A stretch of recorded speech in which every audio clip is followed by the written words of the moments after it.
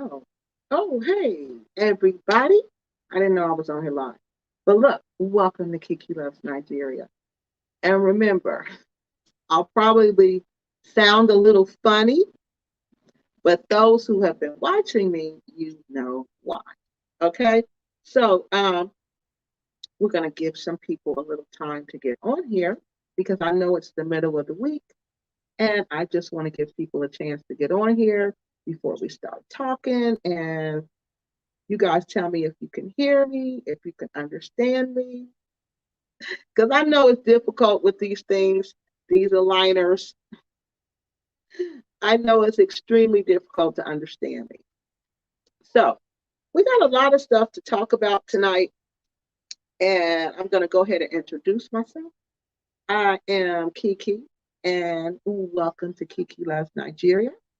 And on my channel, we talk about everything that impacts our journey to our repatriation journey. Okay. Our repatriation journey can consist of many things to many different people. To some people, it's going to Africa and just completely living there. And then to some people, it's like living in the United States and then living in the US. To some people, it's that. So, whatever it means to you, my goal is to help you make that transition smoothly. You guys have no idea how hard it is to talk with all this in my mouth, but I'm going to keep on going. So, let me drink some water. So, we're going to get started because one of the things I noticed through, my research is that the repat community, we're being impacted by what is called romance scams. But these are not the regular everyday romance scams. No, these are not. I noticed that these romance scams tend to be a little different. All right. Now, I know I'm not following the script, but we're just going to keep on going because we got a lot to do. So, the first thing I want to talk about is these romance scams and how these romance scams have taken on a more serious turn.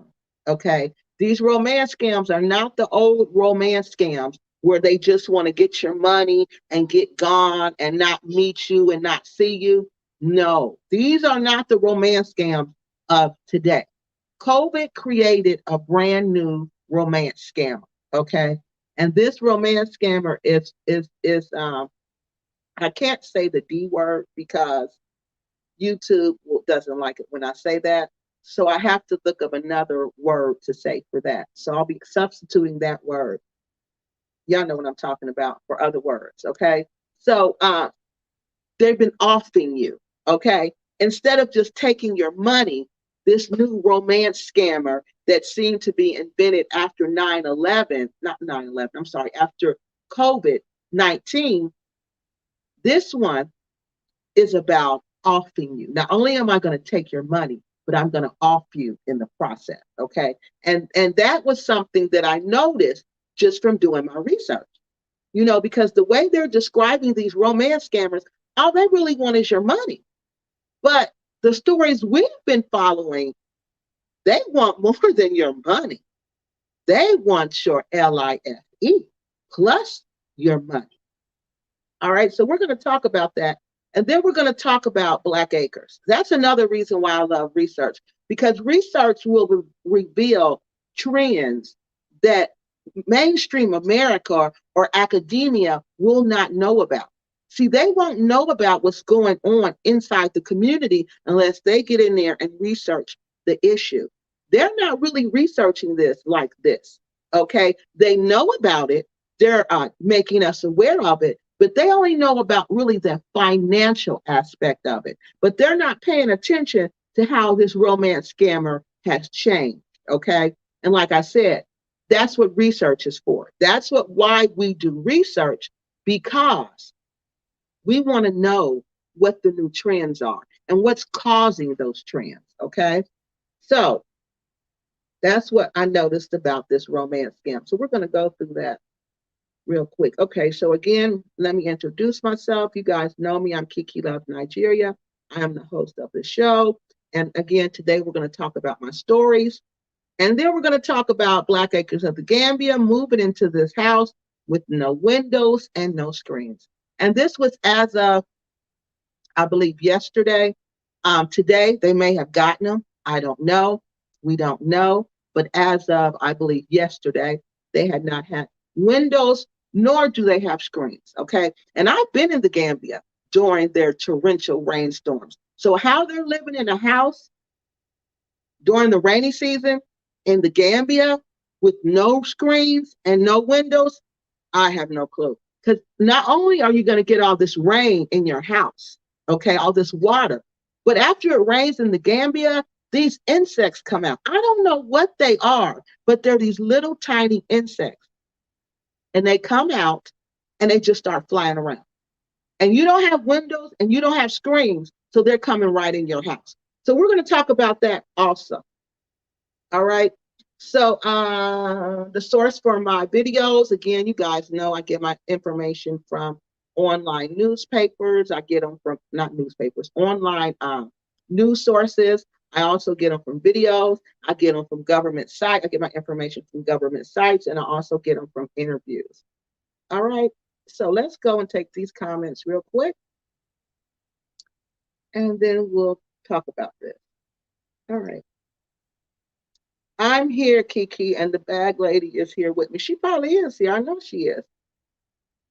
She's a faithful person. Like I watch her, she watches me. We watch each other, and we know that. Hey, Johnson. Hey, Kiki, looking good. Congrats on your self-improvement journey. We all want to look our best. Yes, we do.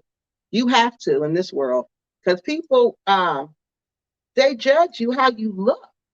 And I think that's so shallow and artificial, but people do that. And you have to, especially if you want to compete, if you want to compete. Because now that I'm looking back, I'm wondering how many jobs that knocked me out of. You know what I'm saying? People aren't just going to tell you that, but people will judge you harshly because of that. So, I'm thinking about, okay, maybe those jobs didn't make sense to me why I didn't get them. Maybe that was the reason why. So now, I see now that it was a big deal, but to me, it wasn't a big deal for me, but it was truly a big deal. So I'm really glad I did it. I'm just trying to get used to them being in my mouth so I can talk right. Okay. Rockabye Baby. Rockabye Baby is happy. Rockabye Baby. Is she here? I haven't seen her in a while. Flying ants. Oh, they're little flying ants. Oh, they're horrible, y'all. Hey, right for Black rights. I want to get your name right, lady. For Black righteous folks home. Thank you so much for all your support. I'm gonna have to give you equally as much love, but please don't think it's that I think you're not important. It's just I've been so busy, and I know you're busy too. That's why you stop by me. I gotta stop by you. So I'm gonna be stopping by you, okay? Because I really appreciate all your support. All right, y'all. So let's get to this because we got a lot to talk about. Now, first, we're going to talk about what a romance scammer is because I don't think people know. I think people do not know what romance scammers are. I think they really think these people on Facebook, these men they meet on Facebook, I think they think those are their real people who really want relationships with them. And in some cases, they might, but in most cases, they don't. And how you know they don't is because I'm telling you, real African men who are grown, who are adults, they're not on the internet. They work. They work and they don't have time to be on the internet. They don't have time for that unless that's their job. Now, if it's their job to be on the internet 24/7, they're going to be on the internet. They're going to be on the internet because that's their job. So these are the people that you're meeting, and you have to realize that. But we are not realizing that. We're thinking these people are really liking us, are really loving us. are really wanting a future with us. And that is not the case. So the FBI reports that there are more than 57 million people using dating apps in the United States. Now, just let that sink in. In the United States alone, we're not talking about Australia because that's where this is going down at really bad, is Australia. It's so bad there that their government has intervened. Their government has intervened because it's so bad. Okay. Now, they're not talking about the women and women and men. I just haven't gotten to the men story yet, but this is happening to men also. So we're not talking about the women and the men in the UK. We're not talking about them. Just in the United States alone, 57 million people are using dating apps. Now, dating apps people are like Tinder. And what's the other one? I don't even know them because I don't use dating apps. But if it says dating app, that's a dating app. And that's where they are. That they're on dating apps, hot and heavy. You don't ever want to meet a man on a dating app or a woman on a dating app. That is a red flag that is a romance scam. Okay. So since we're on dating apps because we're really lonely, and everybody in the West has access to the internet 24/7, we're on the internet. We're up at night when we can't sleep. We're up at night. Our phone is right there. We get on our phones and we go on these dating apps.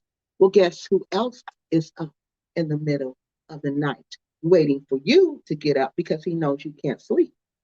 He or she know that because that's their job to know that.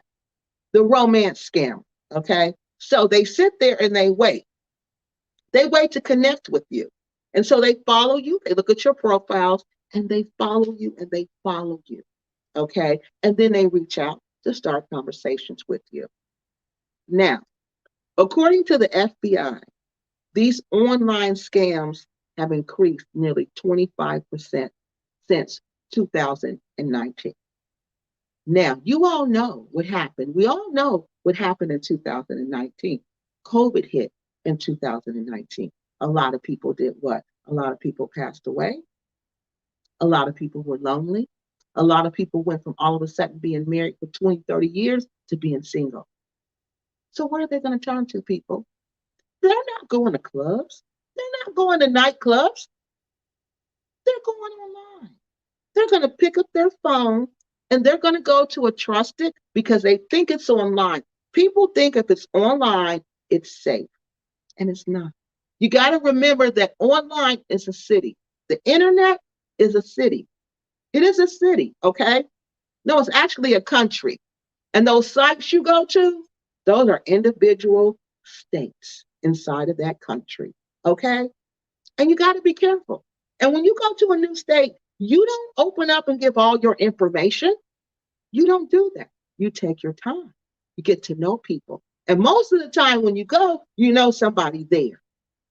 So you got to follow the same rules online. And that's one thing I'm noticing is that we are too lax with the internet.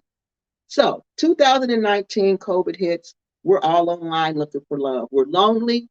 We're lonely, lonely, lonely because people are passing. Our loved ones are passing away and we're not working. We're at home and we want that lonely feeling to go away. So we get online. So they said, listen to this, y'all. So they said by 2021, it increased in 2019 by 25%. But by 2021, Americans had lost a record number of money, a record number of funds. Americans have lost $547 million. Can you believe that? To romance scams. And that's only in 2021. $547 million that we've lost to these romance scammers. And they said this is only an estimate. This is not even it. They think it's more than that. Because you know why? Most of the people won't even report it. They won't even call the FBI because they'll blame themselves. They'll look at themselves as being dumb, as being stupid, and it's their fault because they never should have been online trying to meet somebody. So we're going to stop and answer some questions. This is why if you are a single lady moving to Africa, it's best to, yes, listen to this, y'all. This lady, I don't know who this person is, this lady, but she knows a lot of deep stuff about Africa. She knows a lot about the culture. The things that she's teaching us, nobody's, you got to be inside the culture to know that. You got to know this from like living there, being around these people, because you're not going to read this in a book. So listen, this is why if you're a single woman, lady, moving to Africa, it's best to stay to yourself. Don't go to the nightclubs. Don't talk to different men. Don't ride in cars with different men. Stay to yourself. Make friends with the people in your neighborhood. That's it.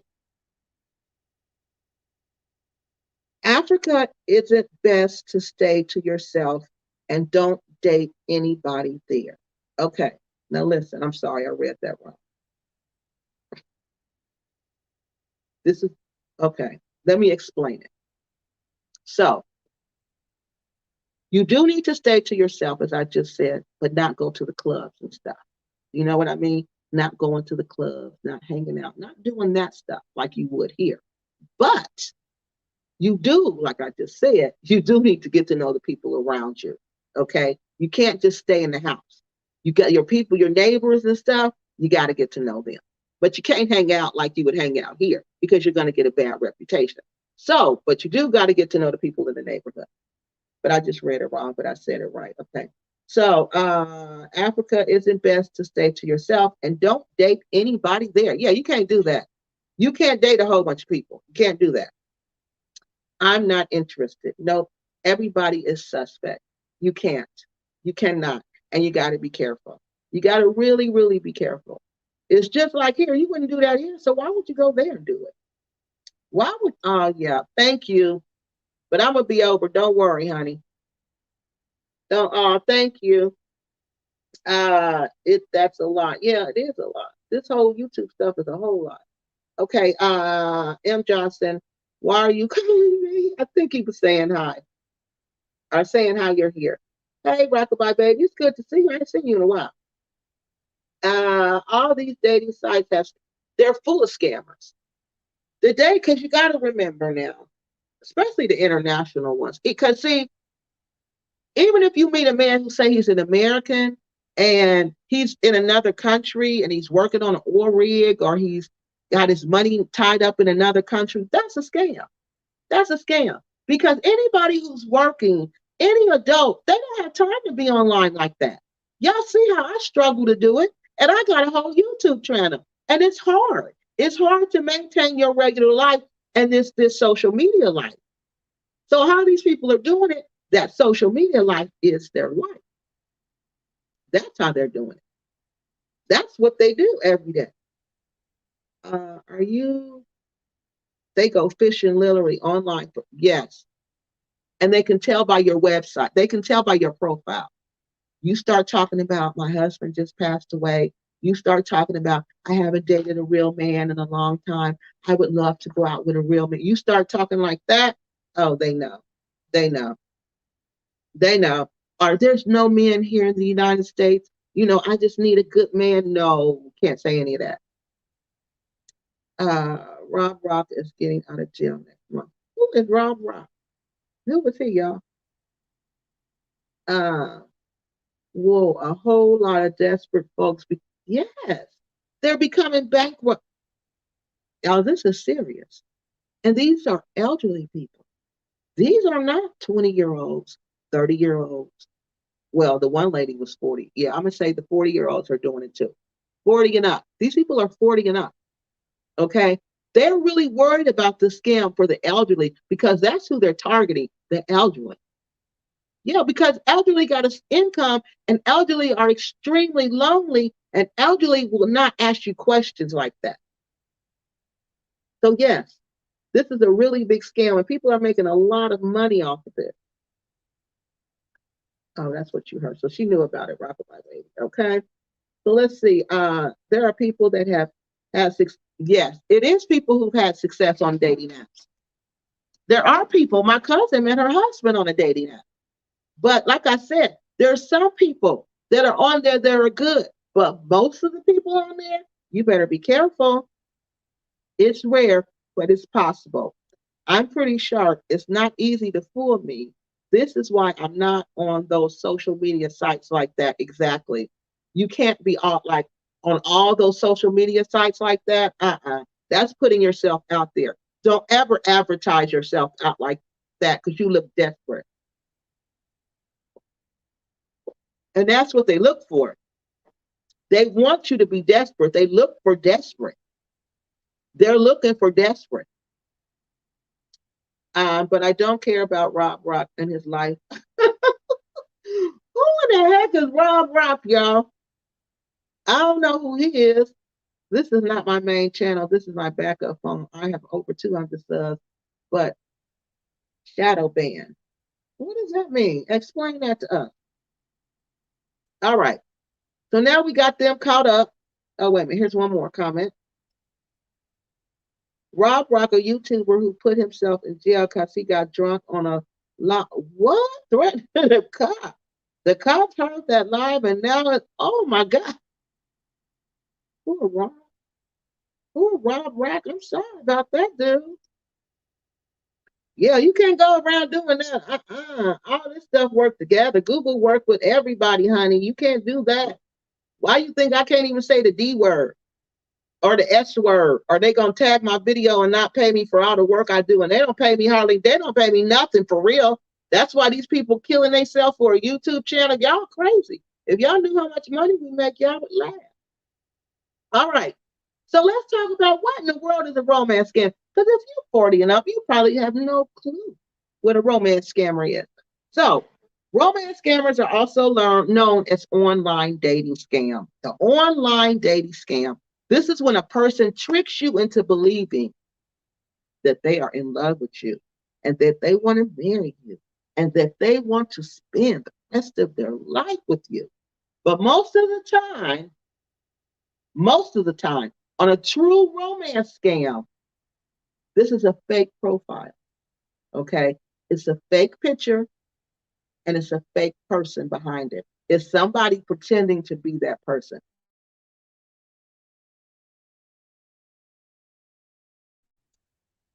This is a true romance scam. Okay. When the person uses a fake picture, a fake profile. But that's not what these people are doing, y'all. This whole game, the Nigerians done switched the whole game up. They done switched the whole game up. And you know what it is? It's because people are desperate and people are hungry. COVID made people lose their money and people haven't made their money up yet. So people are out there trying to get money the best way they can. So these cyber networks like Black Axe, for instance, they have been known for running these romance scams, okay? And with these romance scams, it's like a job. You know, it's like a real job. They have shifts, okay? But these new romance scammers, it's not like that. They're really who they say they are. They really meet you. They really marry you. But then guess what they do? They try to off you or they take all your money and hold you hostage. This is not the traditional romance scammer. This is not the profile of a real well-known Yahoo boy, a 419 scammer. This is not their MO. This is the new romance scammer. And this one is way more vicious than the old one. The old one would just take your money. But this new one, no, he wants your LIFE. Yeah, he's not going to stop. And after he takes that, he's still going to take your money because that's why he wants to marry you. Because he knows once he marries you and he offs you and tell the world, oh, she was just old. She was 54. She was old. Because in Africa, 54 is old. And here it's not. But there, yeah. Okay. She was just old and she just passed. And now I get to file for citizenship because I was married to her and I'll get it because she passed away. And then I get to file for her survivor's income and I'll get it because I am her surviving spouse, or I'll get to apply for her Social Security benefit, whichever one's greater. Because this is the game that's being played now. This is the game that's being played now. And the FBI isn't even reporting on that. So that's the old romance scam.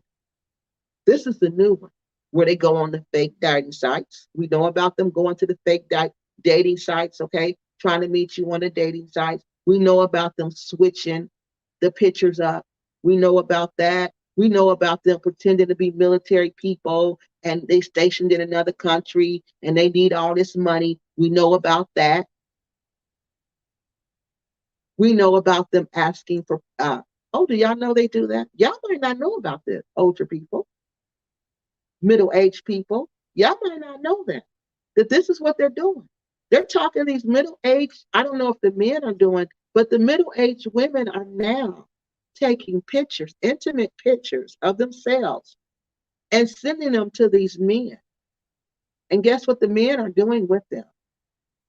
Now these are the romance scammers. These aren't the people that's stepping it up. I don't have a name for them yet, the new ones. The old romance scammers, they get these pictures of you and then they blackmail you. They tell you, if you don't pay me some money, I'm going to send these pictures to everybody you know, and I'm going to put these pictures on social media. And this is a new scam. Well, it's not a new scam, but this is one of the scams that they're doing. So please, don't send intimate pictures of yourself to anyone.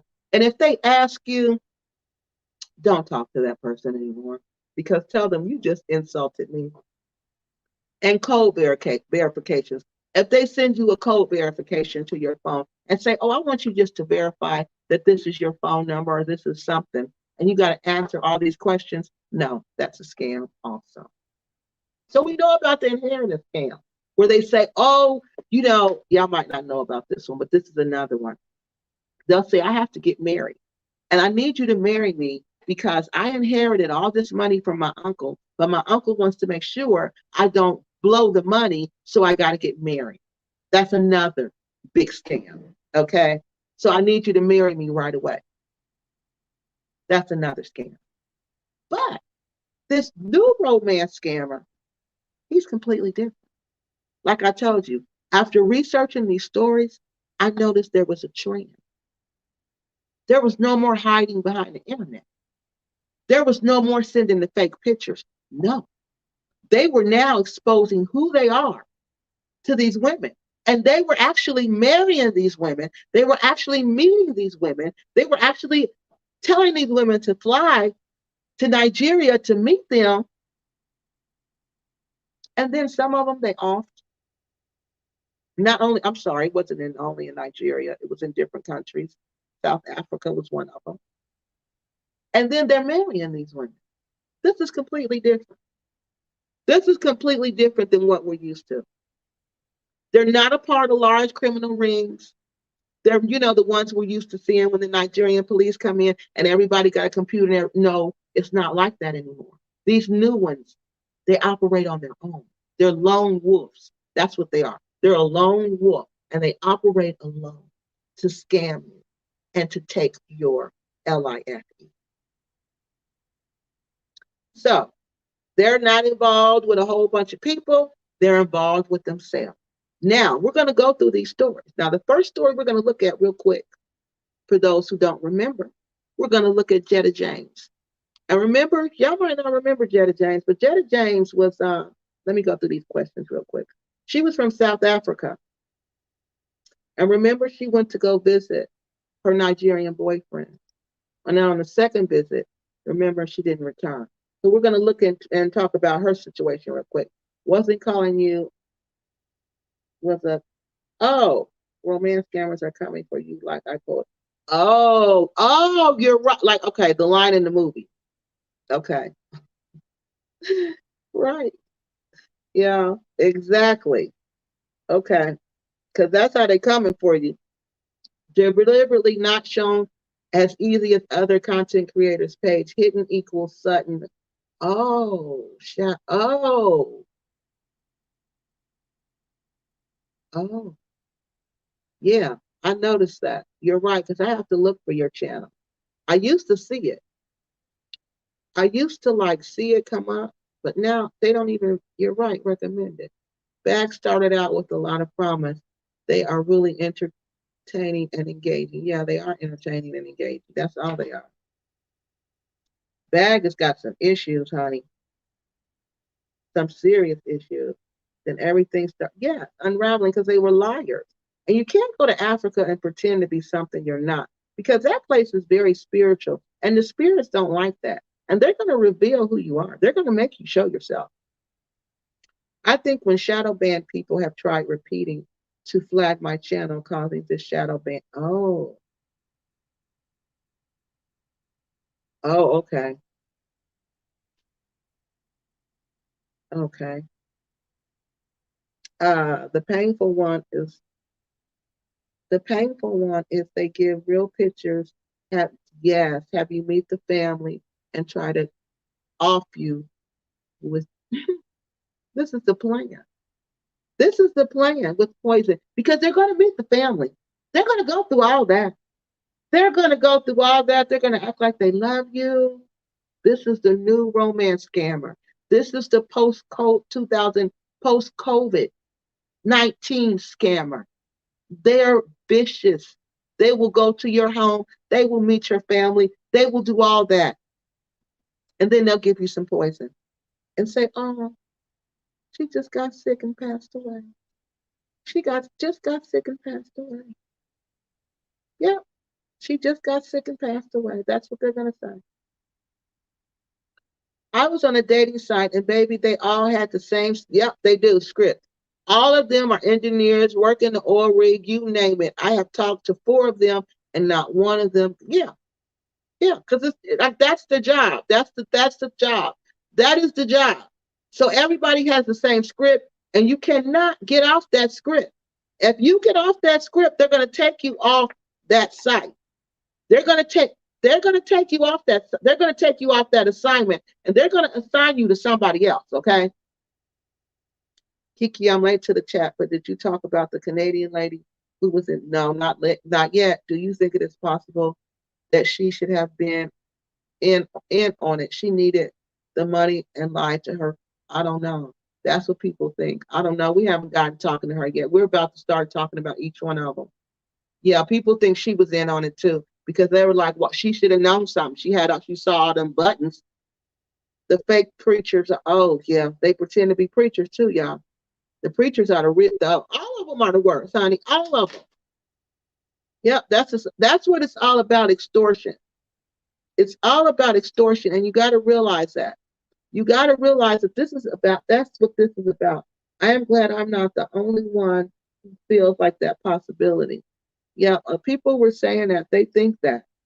They think she was in on it because they were like, no, it just didn't sound right. And why would she so willingly just go to China instead of saying, no, send me home? I want to go home.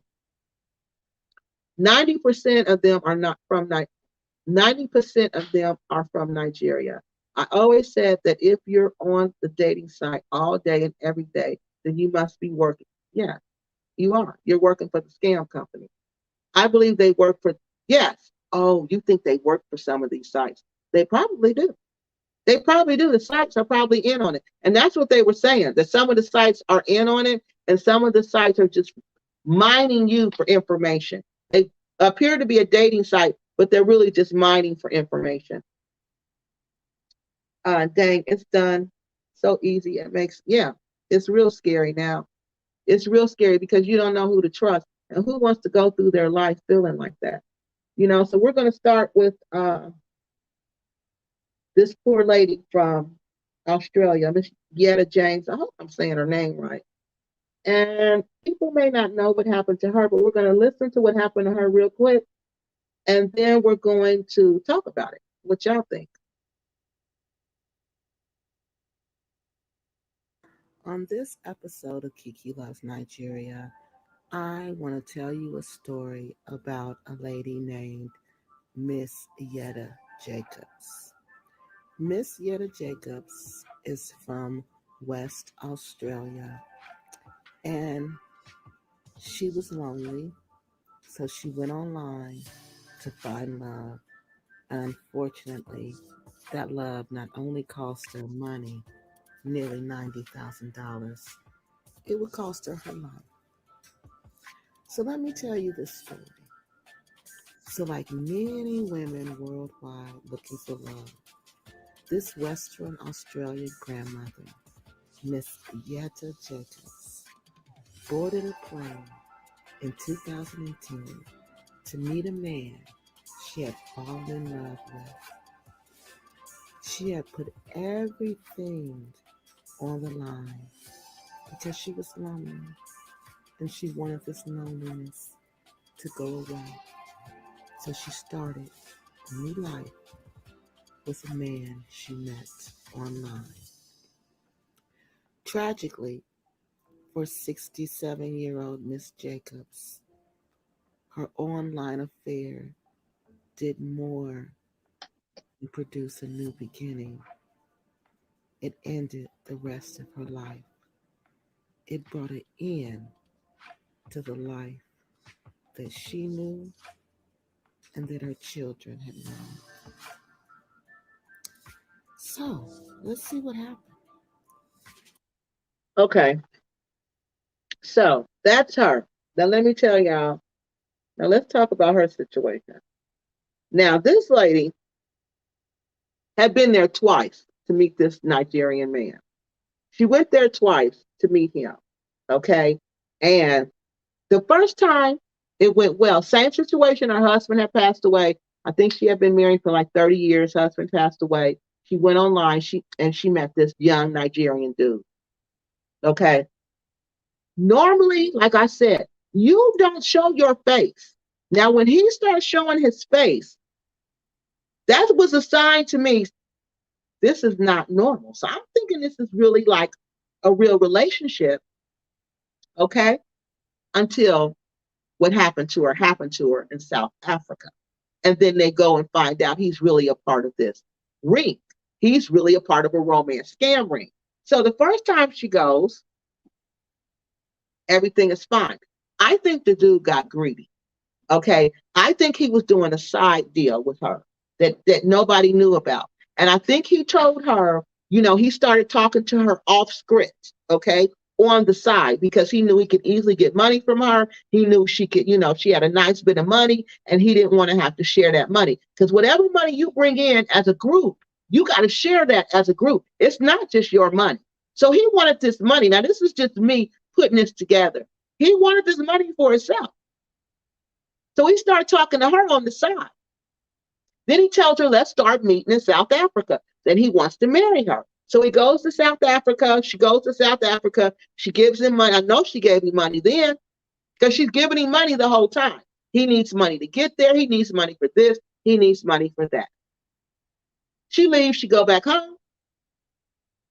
They want to get together again. She thinks nothing of it. But this time, what does this new COVID-19, post-COVID-19 romance scammer says? I want to marry you. Come back so we can get married. So she's telling everybody, I'm going to get married. We're going to get married. I'm going to stay in South Africa for a while. You won't see me for a while. We're going to there. We're going to do our future together and everything is fine. Everybody's same situation telling this woman, don't go, don't go, don't go. But she's going anyway. She's going anyway. So she goes anyway. She goes anyway. Second visit, he tells her, something happened to my visa. I can't make it. Now, see, this is what I'm thinking the syndicate, the ring he was working for, the romance scam ring must have found out he was doing this side stuff. So you can't just leave like that because remember, this is his job. So he finally gets away where he can go. 6 months went by. Okay. She's in South Africa waiting for him. The day after he gets there, she's found off in this apartment and he's gone back to Nigeria. He's gone back to Nigeria. Money gone, belongings gone, Everything gone. Everything gone. And he's gone. He's back in Nigeria. The only way they could get some type of justice for this family, because South African government was not even investigating it. The police there was not really investigating. They weren't really doing anything about it. The Australian government contacted the Nigerian government, and the Nigerian government put them in contact with the police force there. There's a special police unit there that handles internet crime.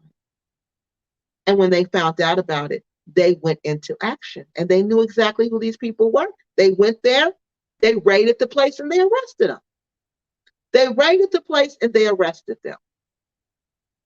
Now, first thing I want to say, one common thing I've been seeing, especially when we're talking about these Nigerian cases, is that every time the Nigerian police find out about these cases, the Nigerian police are the ones who go to the rescue.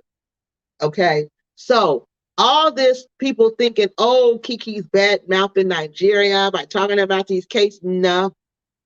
I'm showing you how in all these millions of people, there's always going to be one or two Nigerians that's going to stand up for right.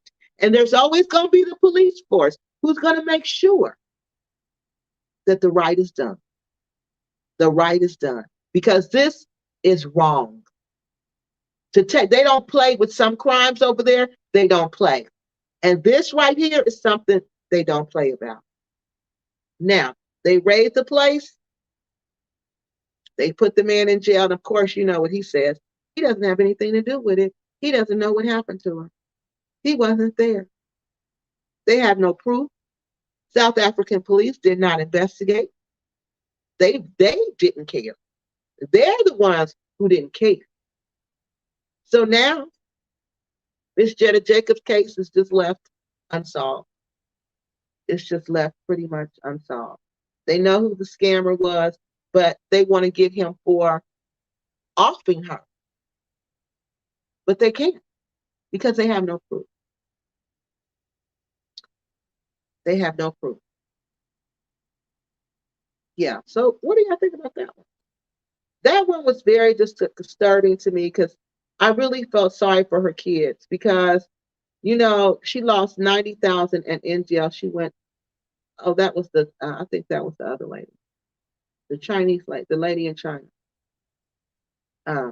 What yes, they pretend to be preachers. That wouldn't work for me. I don't go to church. I'm spiritual.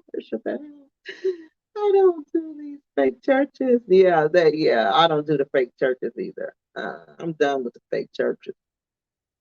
So, pimping these desperados because they are a quest, and that's what he was doing to her. That's exactly what he was doing to her. That's why he took her life. That's why I shouldn't say that. Oh God, I hope they don't catch up on that one. But that's why he offed her.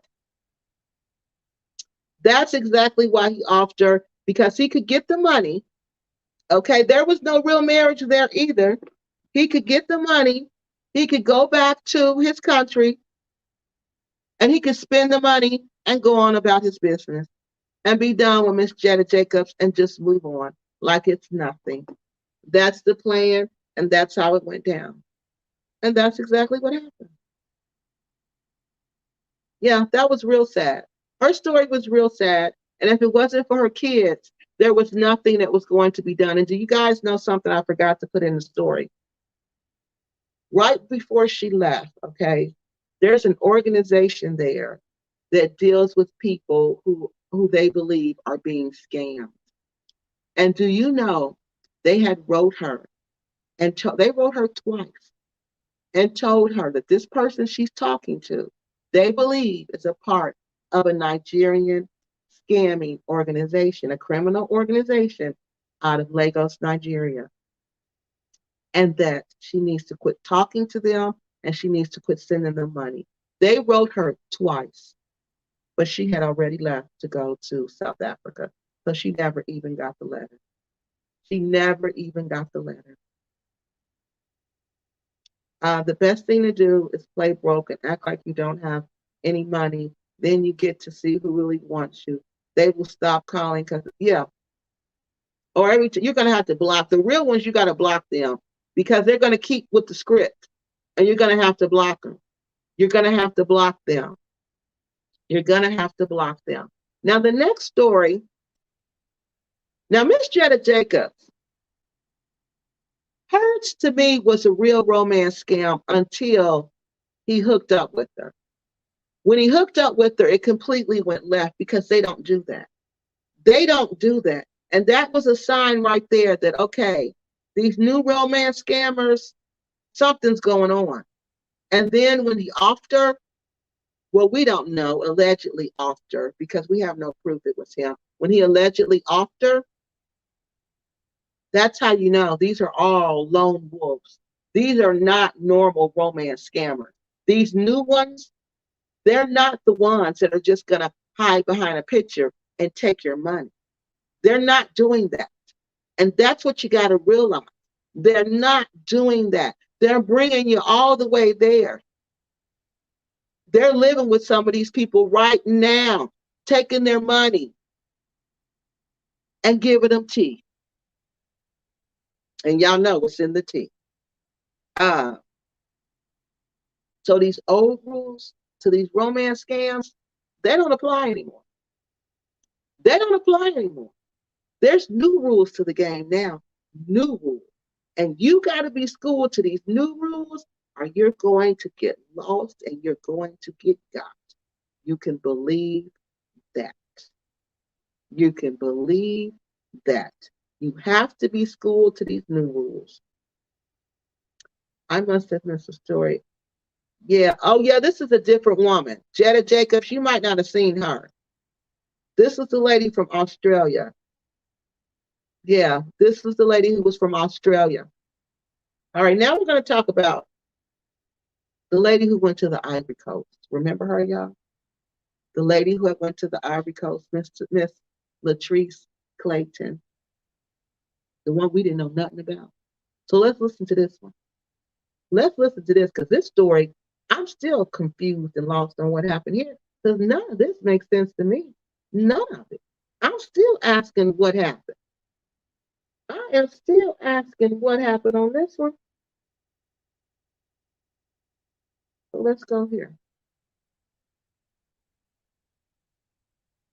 On this episode of Kiki Loves Nigeria, once again, we are talking about another African American woman who has lost her life in West Africa. And she passed away on her dream vacation to West Africa and the Ivory Coast.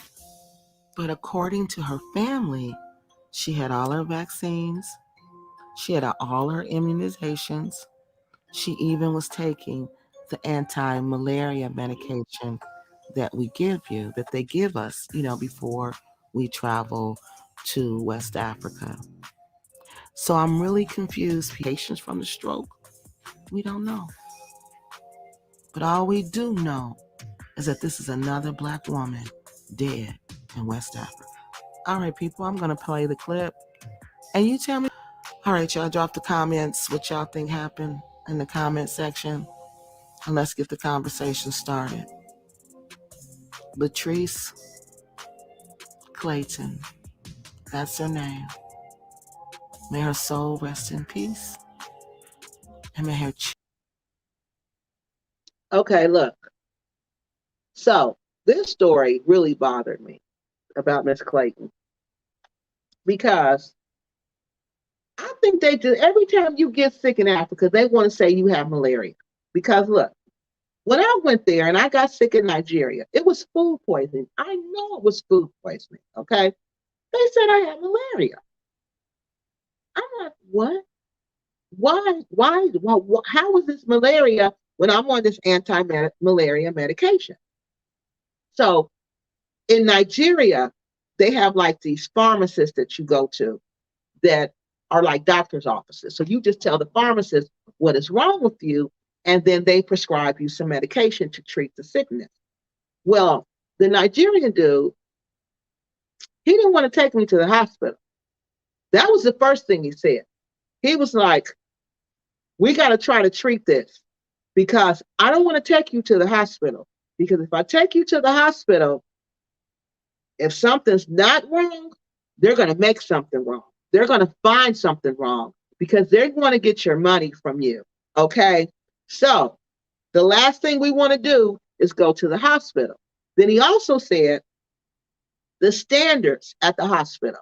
He said, you'll get sick alone from those standards at the hospital because it's not the same as what you're used to in the United States. So he was like, going to the hospital, that's our last resort. Let's try to treat this every way we can but the hospital. So we went to the pharmacist. First, I couldn't go. I was too weak to even walk. He went down there. He called the pharmacist. And no, he called me. And the pharmacist got on the phone. The pharmacist wanted to hear my voice, hear how I sound. I was really weak. He said he was treating me for malaria. I'm like, I do not have malaria. So he gave me all these malaria tablets. He gave me all these vitamins and blah, blah, blah. But I'm still not better. Okay?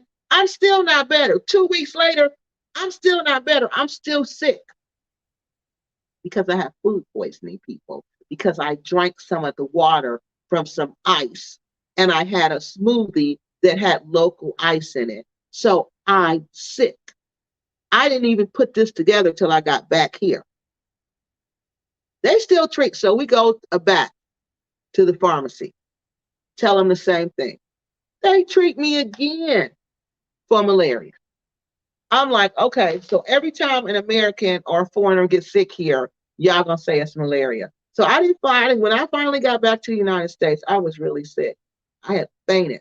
And I had to go straight to the hospital. Well, it was food poisoning.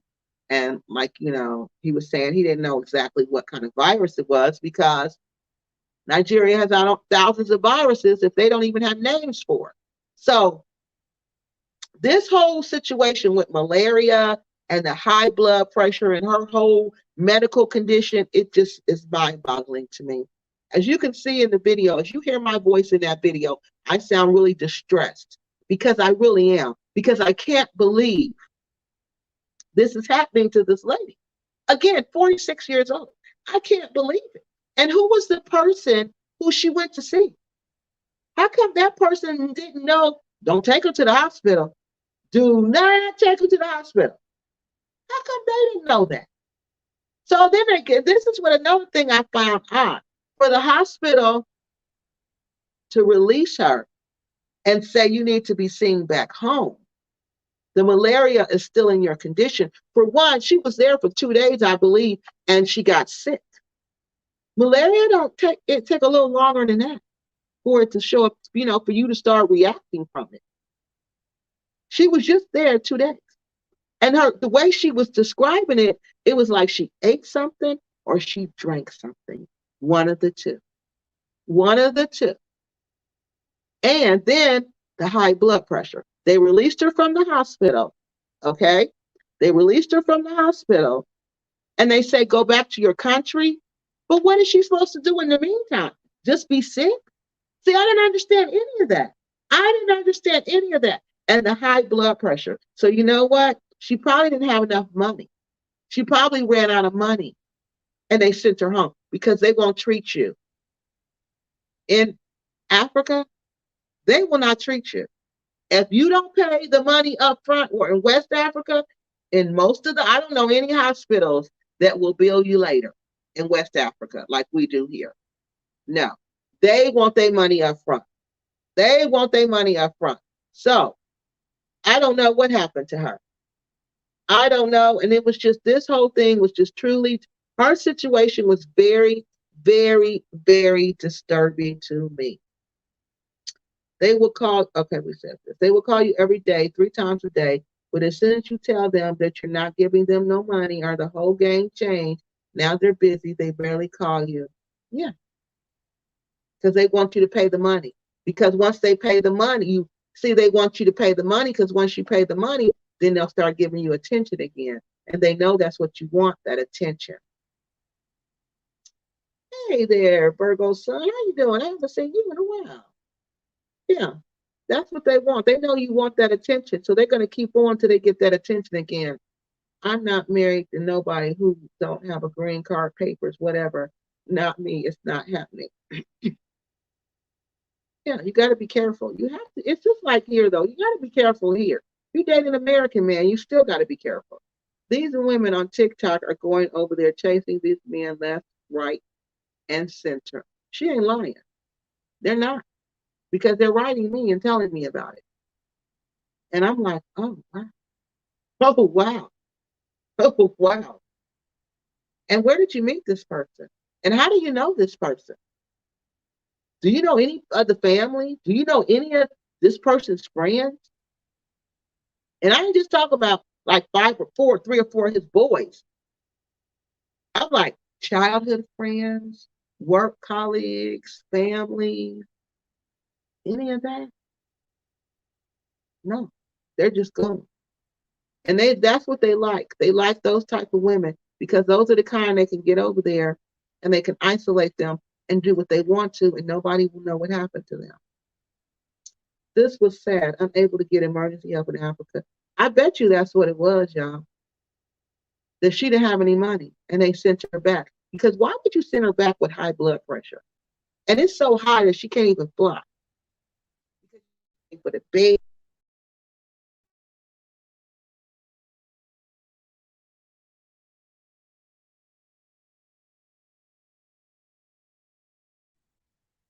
Okay, my phone rang. I'm sorry. Okay, I'm sorry my phone rang. You gotta pay for all that. You gotta pay for all that when you're over there, okay? And that's what you gotta realize. It is not like here. So I'm wondering if that's what happened. Is that the whatever was wrong caused her blood, but you know what? If your blood pressure is high too, y'all, you know that'll cause you vomiting. You'll feel dizzy, lightheaded, vomiting. You'll feel just bad, just all around bad. And that heat in Africa, oh God, I don't know about the Ivory Coast, but I know about that heat in Nigeria. Gambia's heat when I was there, it wasn't that like Nigeria heat. Okay. Gambia had, it had a little breeze to it. Nigeria, ooh, Jesus, Jesus. It was so hot there. But you got to take that into consideration. That impacts your blood pressure. Also, the weather, the heat, the humidity. If it's on 100, that's going to impact your blood pressure, people. That's going to impact your blood pressure. You can't be moving around in that heat. And I wonder if we know that. Because you can't. You got to wait till the heat goes down. You can't go out in the mid heat, in the mid of the day, like Cynthia did in that video, and was walking around with her and James, taking that shortcut to go to the village. You can't do that, people. You will have a heat stroke. Why do you think there was nobody else out walking around? And it's Africa, and it's the village, and that's what we do in Africa and the village. We walk around. We walk from point A to point B to point C. Why do you think they were the only people walking out there? Because it was 100 degrees plus. And the humidity was probably 90%. And they're out there walking around, making you think it feel good, talking about it's all good. Oh, I love it, love it, love it. No, she don't love it, love it, love it. No, she don't. When I worked for Kumba Urban Council, Google it if you don't think Kumba Urban Council is a real place. I worked for Kumba Urban Council, and one of my jobs there is I had to go out and do zoning enforcement. And I would be out in that Cameroonian heat in the middle of the day, people. In the middle of the day. Nobody wants to be out in that heat. You feel like you're going to straight pass out. Straight pass out. I looked so bad like I was going to pass out. We had to stop. They said, no, we got to go in. She looked like she too hot. And you want me to believe they put it to us like that's just wonderful and that's part of African life, walking in that heat when the villagers don't. Nobody does that because you can die from that. You see, when they got up to the main road, how many people were up there?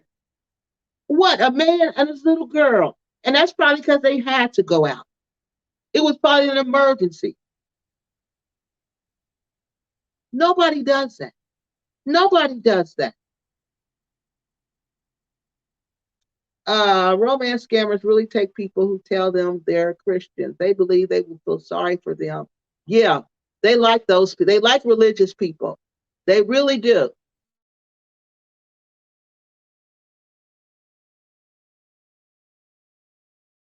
Thing that you got to do. They like to play on that stuff. But that's what they look for. Anything can help over there, and we'll never know. Anything can happen over there, and we'll never know. You're right. Anything, and it happens quickly. And nobody, especially if you isolate yourself. That's why they like. You see in these stories, there was a common trend. Miss Jetta James, we just talked. The first lady we talked about, she cut her family off. She cut her family off. She told them she's going no matter what they say. She's going. She is going. Now, this lady, the other lady, Miss Latrice, she didn't cut her family off. Thank God, because they found out. They were the ones that was like, what's going on? What's going on? They were the people who were sounding the alarm, but they just couldn't get there to her fast enough because blood pressure, people, was no joke. And I'll guarantee you they probably didn't have her in air conditioning because people don't have air conditioning like that. If in West Africa, where I've been, people consider air conditioning a luxury. A luxury. That's a luxury item. That's not a necessity. But if you're an African American, if you're an American, if you're from the UK, if you're from the West, period, AC is not a luxury to us. It is not a luxury to us. It is mandatory. It's a necessity, especially when you're in that 100-degree heat. I got malaria on my last trip to Central Ghana. The nurses were not nice at all. My friend who moved me there went to the pharmacy and I got, oh, wait a minute, did you write and tell me this? It seemed like either you wrote me or I read this and I meant to talk about it, y'all. I meant to talk about this. Now, I believe this was you, that you had got sick. It might have been in the comment section. She had got sick. And they were talking about her in tweet. And somebody came, a sister, I believe your sister came, and the sister speaks tweet. And the sister knew they were talking about her. And the sister was like, come on, no, let's go. Let's get up out of here. And they went home. My friend who moved there went to the pharmacy. Went to the pharmacy and got her some medicine. She was better in 4 days. That's what the Nigerian dude told me. He was like, we ain't going to the hospital. If we go to the hospital, they're going to find something. They're going to make something wrong with you. Same situation here. See, because that's why I don't understand how she wound up in the hospital. Why the first response was to go to the hospital instead of to the pharmacist. The pharmacist could give you something right away. Right away.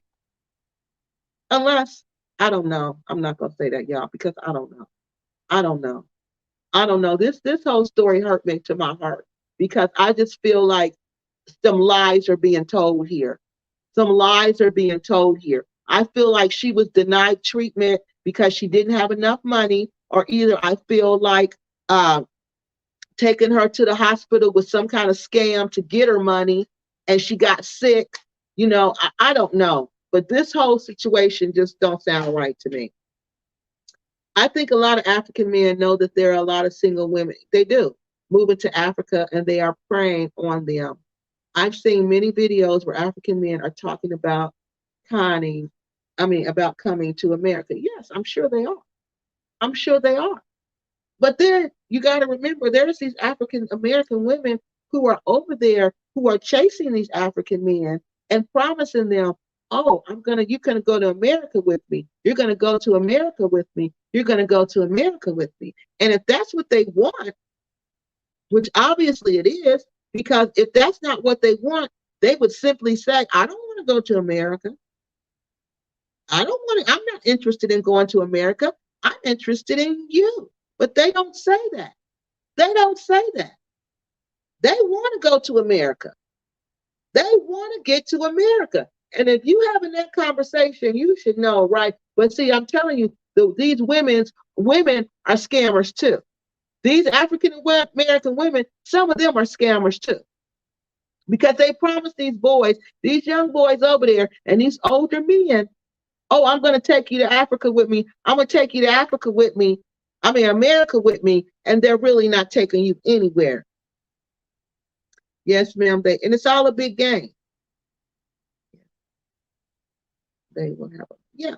It's all a big game. And you need to recognize that we playing the game too. We doing it to them and they doing it to us. We doing it to each other. But we're not offing them. That's what we're not doing. We're not offing them. But we are playing this romance game also. Some of us who go over there, who participate in sex tourism, because that's what that's all about. That's how I'm going to keep you, because I'm going to keep telling you, I'm going to bring you to America. I'm going to bring you to America. I'm going to bring you to America. So you're going to stay with me because you're hoping and praying one day you're going to America. I don't understand how mothers can leave their children, I know, and family and go and suffer hardship in undeveloped countries. I don't either.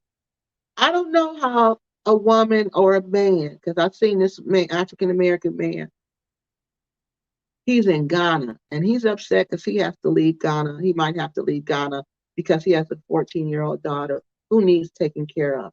Now imagine that. Imagine that. So my question to him is, oh, signal to come back. So we're going to wait for the signal to come back. It's still frozen, y'all. So my question to him is,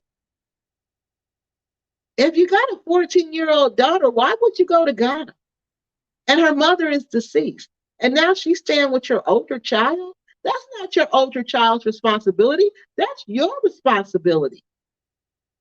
See, these people got their priorities mixed up. And then they wonder why things don't go right for them in Ghana. But he looked like he's having the time of his life in Ghana. And he's upset because he got to go back and take care of his responsibility. I'm like, I don't believe this. And then there's these women, like you say, who will just walk away from everything and everybody to go over there to be with a man that they met on Facebook, that they know nothing about. But they're giving away their whole life for somebody they know absolutely nothing about. Nothing. Nothing at all. Because they're lonely. I'm telling you, it's not because these people are ignorant. It's not because these people are dumb. It's not because these people, some of them are gullible, but most of these people are on this drug I keep telling y'all about called loneliness. And this drug is so powerful that it alters your brain. And they have scientific proof that loneliness alters your brain. Alters your brain. So you can't sit up and say, oh, they're just dumb, or they just deserve this, or this. No, these people aren't in their right mind. These people are not in their right mind, and they just want this pain to go away. That's it, and that's all. They want the pain to go away. And the way I get this pain to go away is I get in a relationship so the loneliness can go away. And they take risks. You take risks you wouldn't even normally take. You do things you wouldn't even normally do because, like I said, you're on a drug called loneliness, and you wouldn't do that. You wouldn't do that. You would not do that. Yeah, that's messed up, but that's what these women are doing over there. It seems like there is something about the West that doesn't sit right with me. My spirit tells me to live in the East, not the West, part of Africa, because there are too much going on in the West. But you know what? It goes on in the East too. I just don't talk about it because I don't feel like I can talk about a place unless I've been there. If I haven't been there, then I can't really talk about that place because I'm just telling you what I think and what I feel. I'm not giving you any facts. And I want to be better than that. I don't want to be just another Black person who come on YouTube and spit out her opinion like it's facts. No, I'm giving you facts. I've been to these places. I've actually done some of these things. Now, I've even experienced some of these things. So East Africa, I can tell you, East Africa, West Africa, they have the same, it ain't the same problem, but you can believe they're scamming in East Africa too. Because remember the story I'm about to tell y'all about? Remember, she went through East Africa. She went through East Africa. Tanzania got tons of scamming problems. I just don't talk about it because I don't have an interest in going to Tanzania. When I studied African history, I studied West African history, which was my concentration. I did an overall general view of Africa overall in general, but that's not fair for me to act like I'm an expert when I just generalized about the rest of Africa. I studied West Africa. That's my specialty. Okay? That's what I know about. So that's where I stay at. But you can believe North, East, South. I just told you what happened in South Africa. Even though it was a West African who done it, the crime in South Africa, especially against women, it's unbelievable. It's unbelievable. Unbelievable. So all of Africa has its issues. All of it. Everywhere has its issues. There's no perfect place. None. But the reason you could be drawn to East Africa could be your ancestors. Okay? Because, like I said, I noticed your comments are really spiritual comments. And it could be your ancestors drawing you to East Africa. Okay? They may be from East Africa. They may have some kind of connection to East Africa. So that's probably why you're being drawn there. But don't think it's not mess over there, because, honey, yes, it is. The mess is everywhere. The mess is everywhere. The mess is everywhere. Some people don't like that you're coming there for their men, yes, and they get close enough and they will do something to you. Exactly. And the African women told me that. They told me that most African women don't like you. They don't like African American women. They don't like women from the West, period. Because like she said, I had two close friends. One was from Gabon, one was from Ghana, and I had several friends that were from Senegal. Okay. And these ladies would teach me. We would sit around and we would talk. And they would teach me different things. They would just teach me about their culture. They would teach me about men. They would teach me how to how to act with these men. They would teach me how to react in certain situations. And they're the ones who taught me all of this. They're the ones who sat and told me the honest to God truth, that these African ladies, they won't be nice to you because that's our culture, to be nice to you. But deep down, we can't stand you. And it's all about the men. And she said it because our men prefer the women from the West more than they do us. And this is what was told to me. All right. So they told me also, don't drink their food. Don't drink their food. Don't drink their drinks and don't eat their food. Because you never do that from anybody who's jealous of you. And you see how bad, oh, we got mangoes. We got mangoes. They forever eating mangoes. How do they know somebody ain't just put them mangoes in a bucket and just prayed all kind of ill will over them mangoes? And they just eating them up. They just, because they hungry. They hungry, y'all. And mangoes fill you up. Mangoes, when you hungry, honey, mangoes will hit the spot. That's why they Cynthia's favorite meal, honey, because she hungry all the time. Before anything is done to you at that hospital, they want payment. Exactly. I don't think she had enough money because she probably didn't know how much it was going to cost. And I don't know. Unbelievable. I don't know. Maybe the person was in cahoots with the hospital because everybody know now. Everybody in Africa know not to take you to the hospital. Right. No lay away playing in Africa. No, it's not. It's not. And I wonder if that's what happened. I wonder if her blood pressure was high from all the other elements that was going on around her. And they just said, forget it. I think the family, I hope they do an autopsy. They should. Once she gets back here, she's back. So I'm going to see if I can find more information about it. I wanted to give it some time to see if it would come back to the news, because I don't know the family. I really can't, just contact them like that. So I got to wait for it to come back to the news front. But I want to see if they did an autopsy and what was the cause of death, because it was probably they weren't treating her at the hospital. But why take her to the hospital? If it was just nausea and vomiting, this is the part that I'm perplexed. If it's just nausea and vomiting, why not take her to the pharmacist, like the person in Ghana? So they must have them in Ivory Coast also. Why not take her there? That's usually they call it the clinic or something. That's usually the first stop. Why not do that? Why the first stop is the hospital? Unless she insisted. Maybe she insisted, y'all. I think because my spirit tells me that it's something foul going on. I have had food poisoning before, and baby, it's no joke. I know. Food poisoning is horrible, especially in Africa. Especially in Africa. And the way she was laying, that's how I was laying. Just like that. Because you can't move, because your side is in so much pain. And I didn't know what it was from. It was just excruciating pain. Just excruciating pain. All I was doing was throwing up. LOL, you're right. If you don't pay, no, you don't get any treatment at the hospital. They want their money, and they're not playing about that. They will dismiss you right away. They will dismiss you, hit the line, oh, thank you.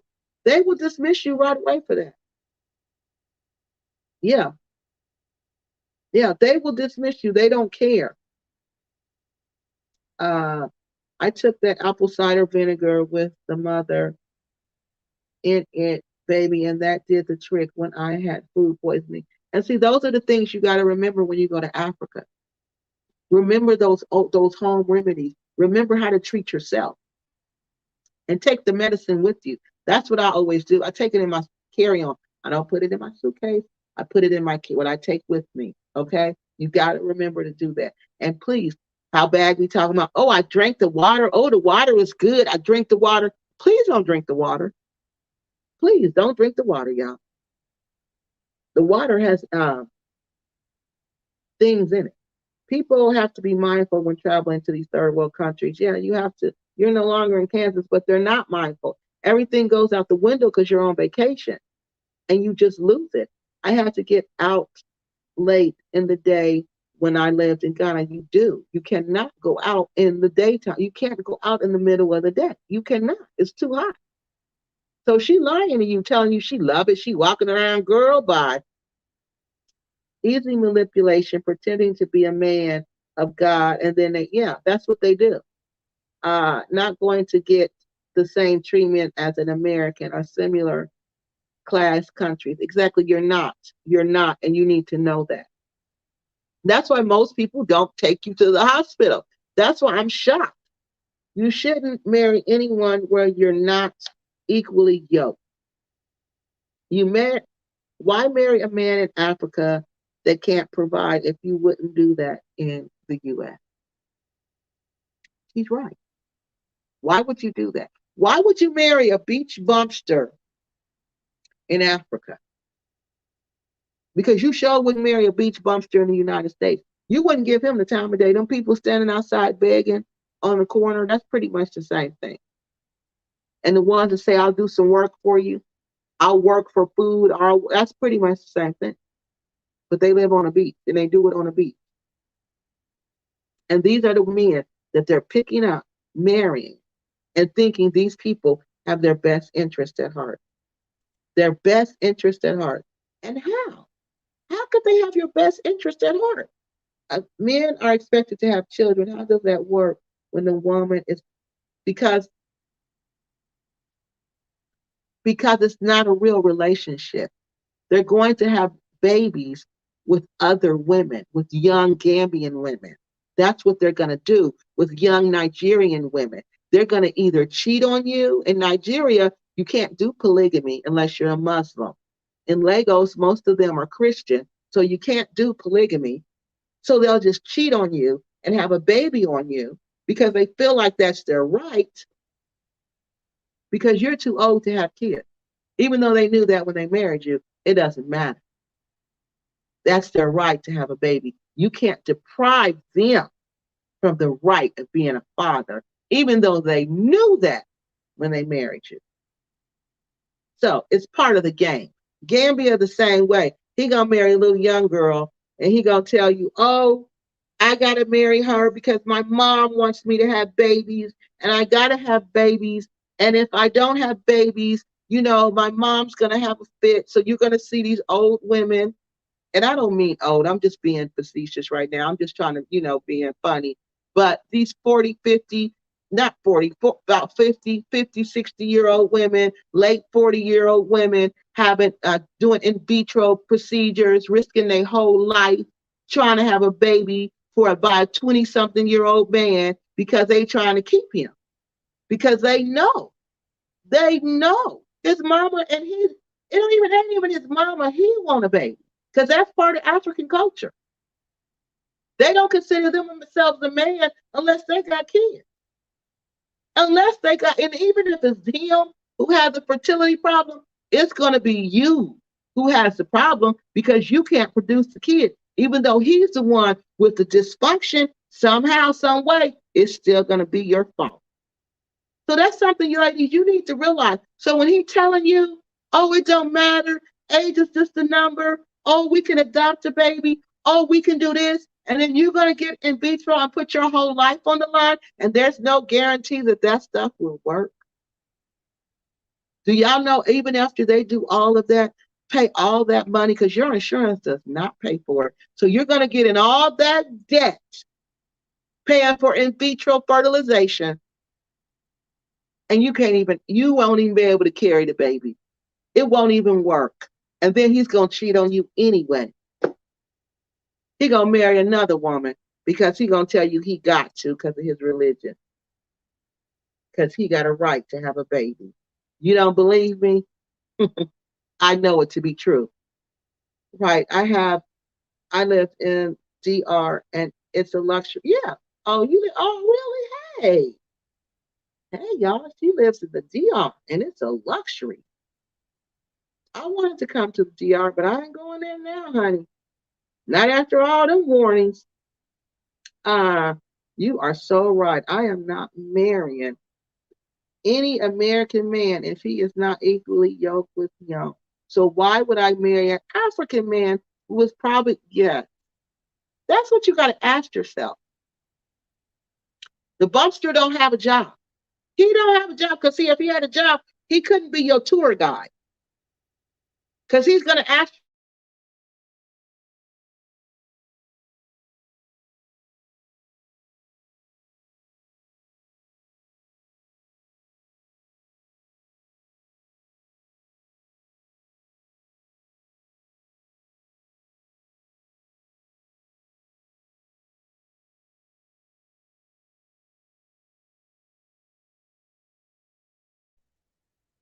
Oh, the signal was gone a long time that time, y'all.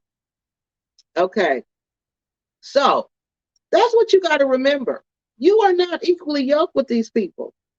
These are bumpsters. They live on the beach. They are bums. They are bums. There's a woman that abandoned. I know. I heard about that. She left her 6 kids, y'all, to move to Ghana. Can y'all believe that? But this is how these things happen. This is how they end up offing you. Because for one, they're not going to respect you. You leave your kids, you're a mother. They don't have any respect for you. None. So it's easy to off you. And then you can't even have kids. Because if she's had 6 kids, she's an older person by their standards. So she probably can't have babies. So she serves him no purpose but to get him money. And he can get that money without you. I told y'all they can get the money without us.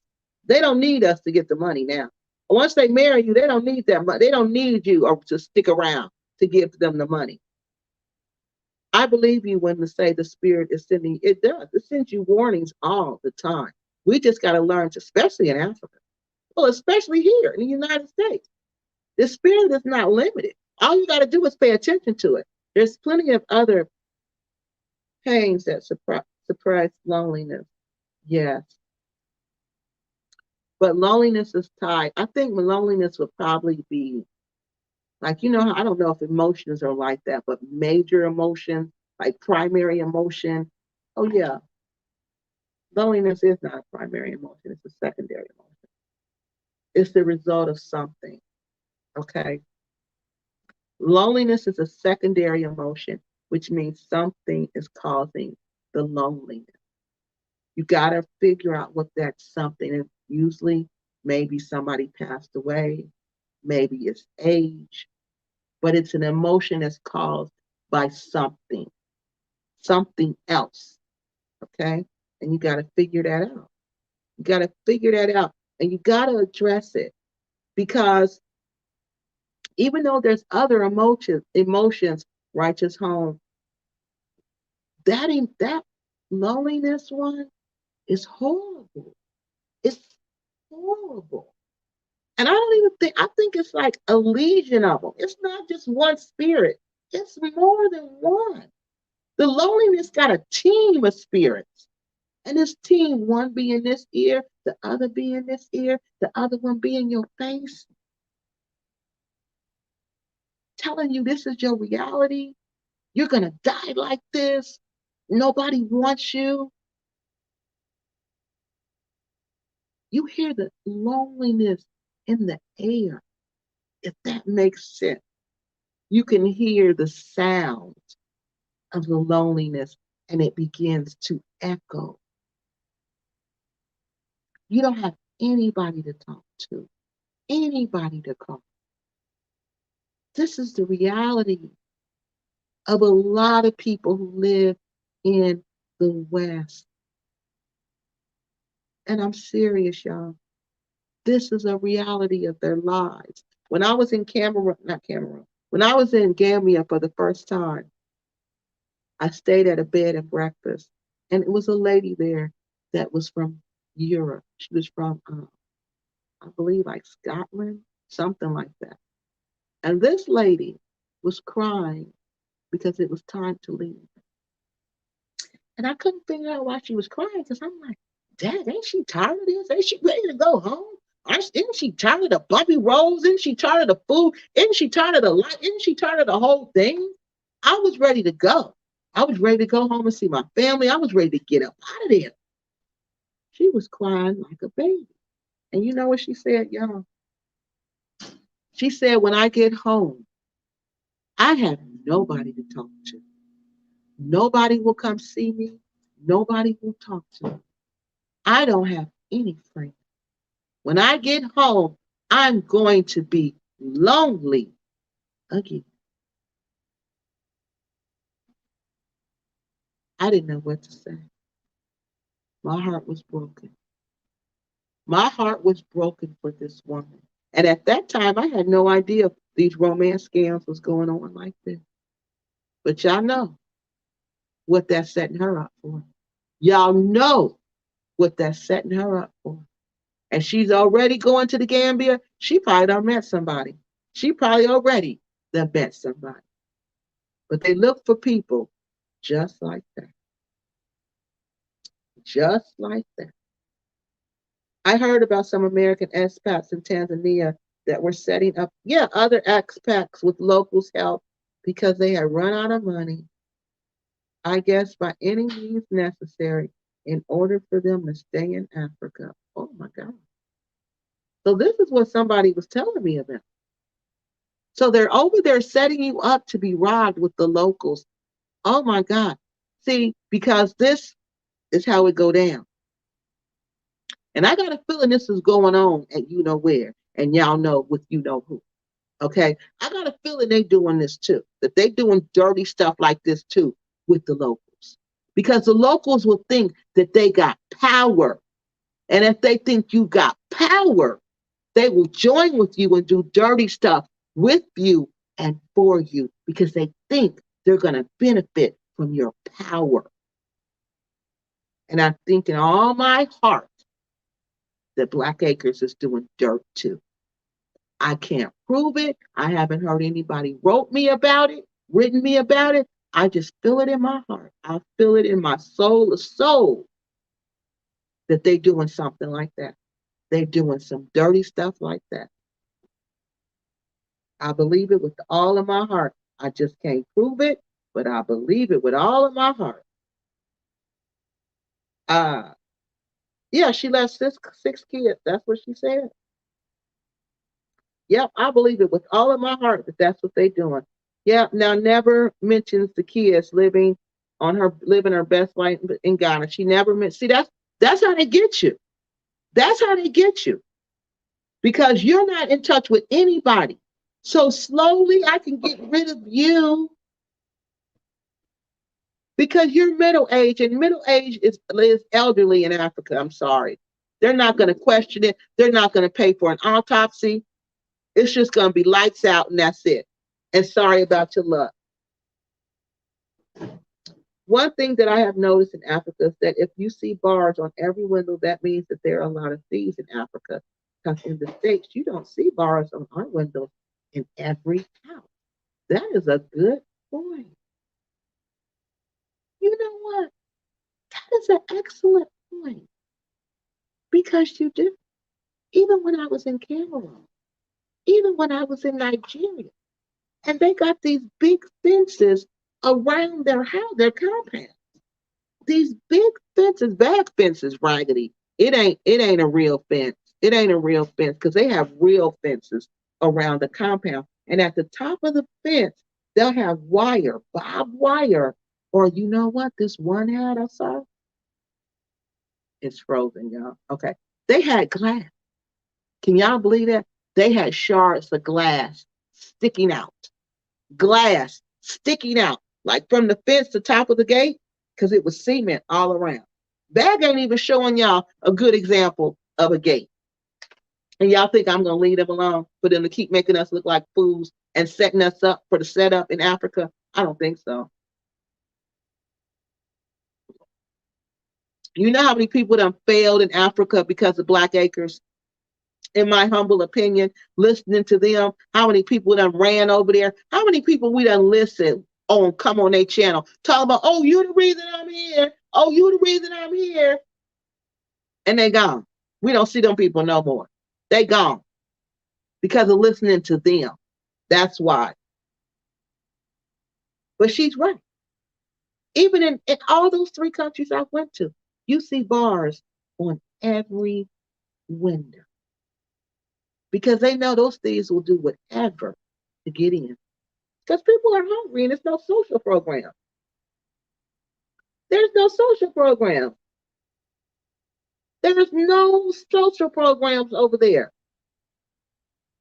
You are right about the African women. They don't know. They don't like us. I'm telling y'all. Y'all should see the looks I'll be getting when I'll be over there. I'm like, what? What? Because it catches me off guard. Because they act like we competing for the same man. And I'm like, first off, the men who talk to me, little girl, will never be interested in you and would never talk to you. So you're mean mugging me for no reason because we are not in the same category. We are not. I'm sorry. We are not.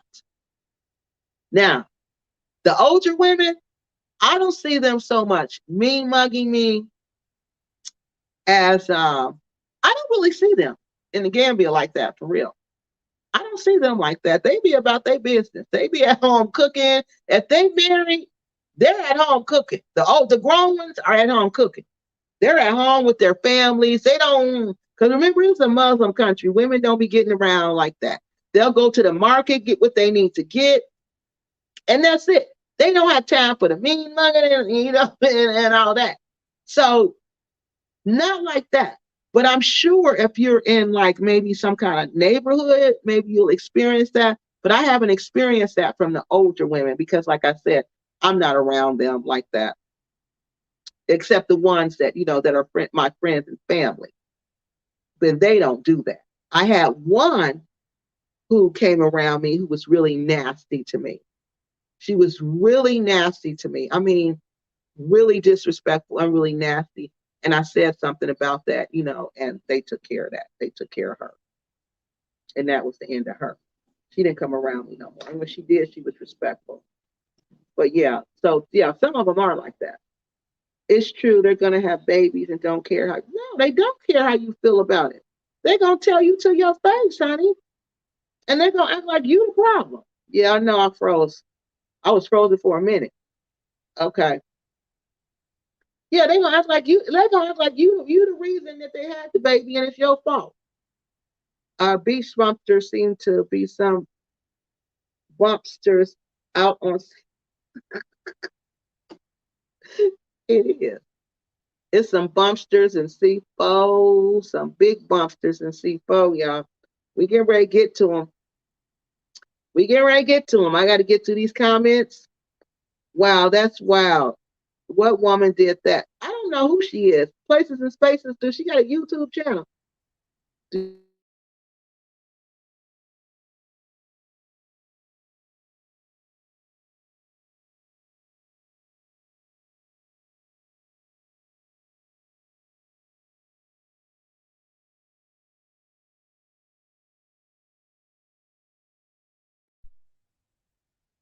All right, we're coming back now. The woman actually has 7 kids. I don't know who she is, y'all. Oh, she looks like she's 30 something. And with 7 kids, oh, she must just look young. I think it's jealousy that they have towards us Black American women, but they don't have any worry because I don't want their men. They're not my type. They can have them. Uh, yeah, it is some kind of jealousy thing. She told me it was nothing but jealousy. She said it's just jealousy because they know that we're their preference. All right, now this one. Y'all ain't gonna think this one was a romance scammer. But the more I thought about this, I said this man is being scammed by these young women in the Gambia. Because why else would he leave Miss Lady? Well, he didn't leave Miss Lady. Miss Lady left him, honey. I talked to Miss Lady. Miss Lady said, no, honey, I left him when I found out he was a cheater. Now, Mr. Man, somebody said it, that Mr. Man was a cheater before he went to the game. One of the men said it. Because see, men know men. Just like women know women, men know men. So one of the men in the replay community, they said it. They said, Kiki, if he went there and started cheating freely like that, he was cheating before he left. Now, I talked to Miss Lady. Miss Lady said he was. She said he was cheating before he left. She found out. And it was with a young girl. Young girl, y'all. Yeah, they chase these young girls, and I don't know. I don't know. But see, Mr. Man got money. He can pay to play. All right. So she found out. So she goes to the Gambia and she confronts Mr. Man. And she said, she decided she don't want nothing else to do with Mr. Man.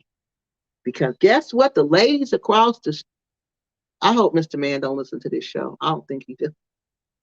Lord, I hope he don't.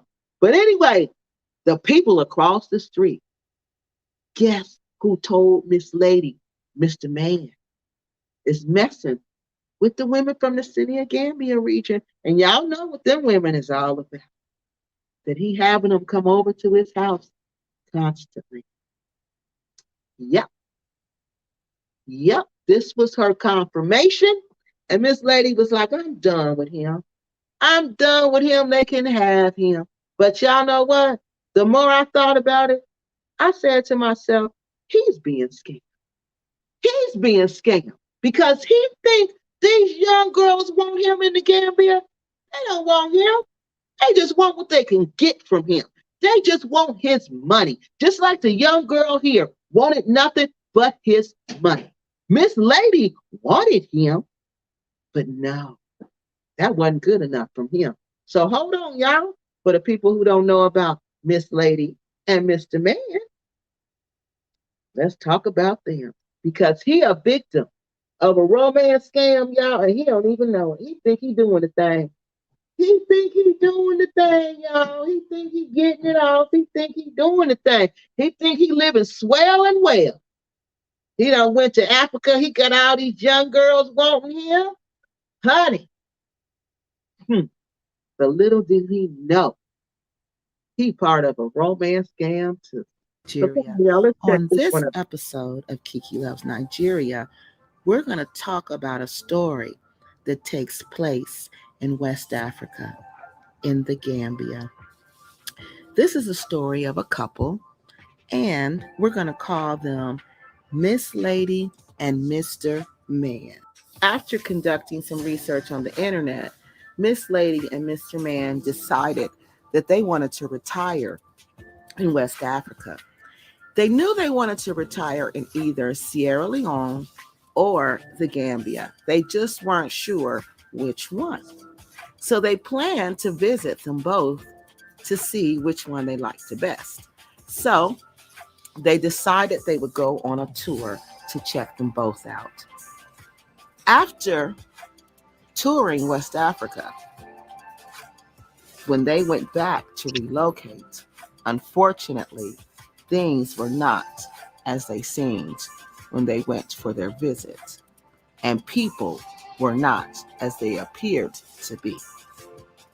And unfortunately, this nearly 20-year-old marriage would come to an end in the Gambia, with Mr. Man staying in the Gambia while Miss Lady came back. Now, let me tell you this story. So, this is the story of a love story that went horribly wrong in the Gambia. So, there was this couple, you guys, who had been married for nearly 20 years. And the husband had decided it was time for him to retire. So he retired. He had always wanted to relocate to West Africa. So he told his wife, let's retire to West Africa. Now that I can retire, let's just go ahead and do it. And let's just, check out some countries. Let's research some countries and let's just check them out and go visit and see what we can find. Okay. So, just like one of the members of the repack community said, this person, he wasn't going there for the right thing, y'all. He knew you could have as many women as you wanted in the Gambia. He knew that. He knew you could have as many women as he wanted. He wanted to continue playing games with Miss Lady. He wanted to keep cheating on her, and he thought he could do it easily in the Gambia. And this is me just saying my analysis of the situation. Okay. Now, once he get there, he realized, oh, $20, $30, I can have as many women as I want. All I gotta do is give him $20 or $30. So he think he's playing these young girls, but all along, they're playing him. They're playing him because this man, I forgot how old Mr. Man is. I believe Mr. Man is in the 60s, I think she said. I can't remember how old Mr. Man is, but Mr. Man is an older man, okay? And I ain't saying 60 is older, but it's older than 20. You know what I'm saying? So, Mr. Man is an older man. Mr. Man is going to look for somebody. After a while, he's going to get tired of playing these runaround games. And he's going to look for somebody to settle down with. Who is he going to settle down with, y'all? He going to get one of them girls in the Gambia and settle down with them? How is he going to know which one is for real and which one is fake when they're all scamming him for his little bit of change and he doesn't even know it? He doesn't know he's part of the scam. He thinks he's the one running things when he's really the one being scammed.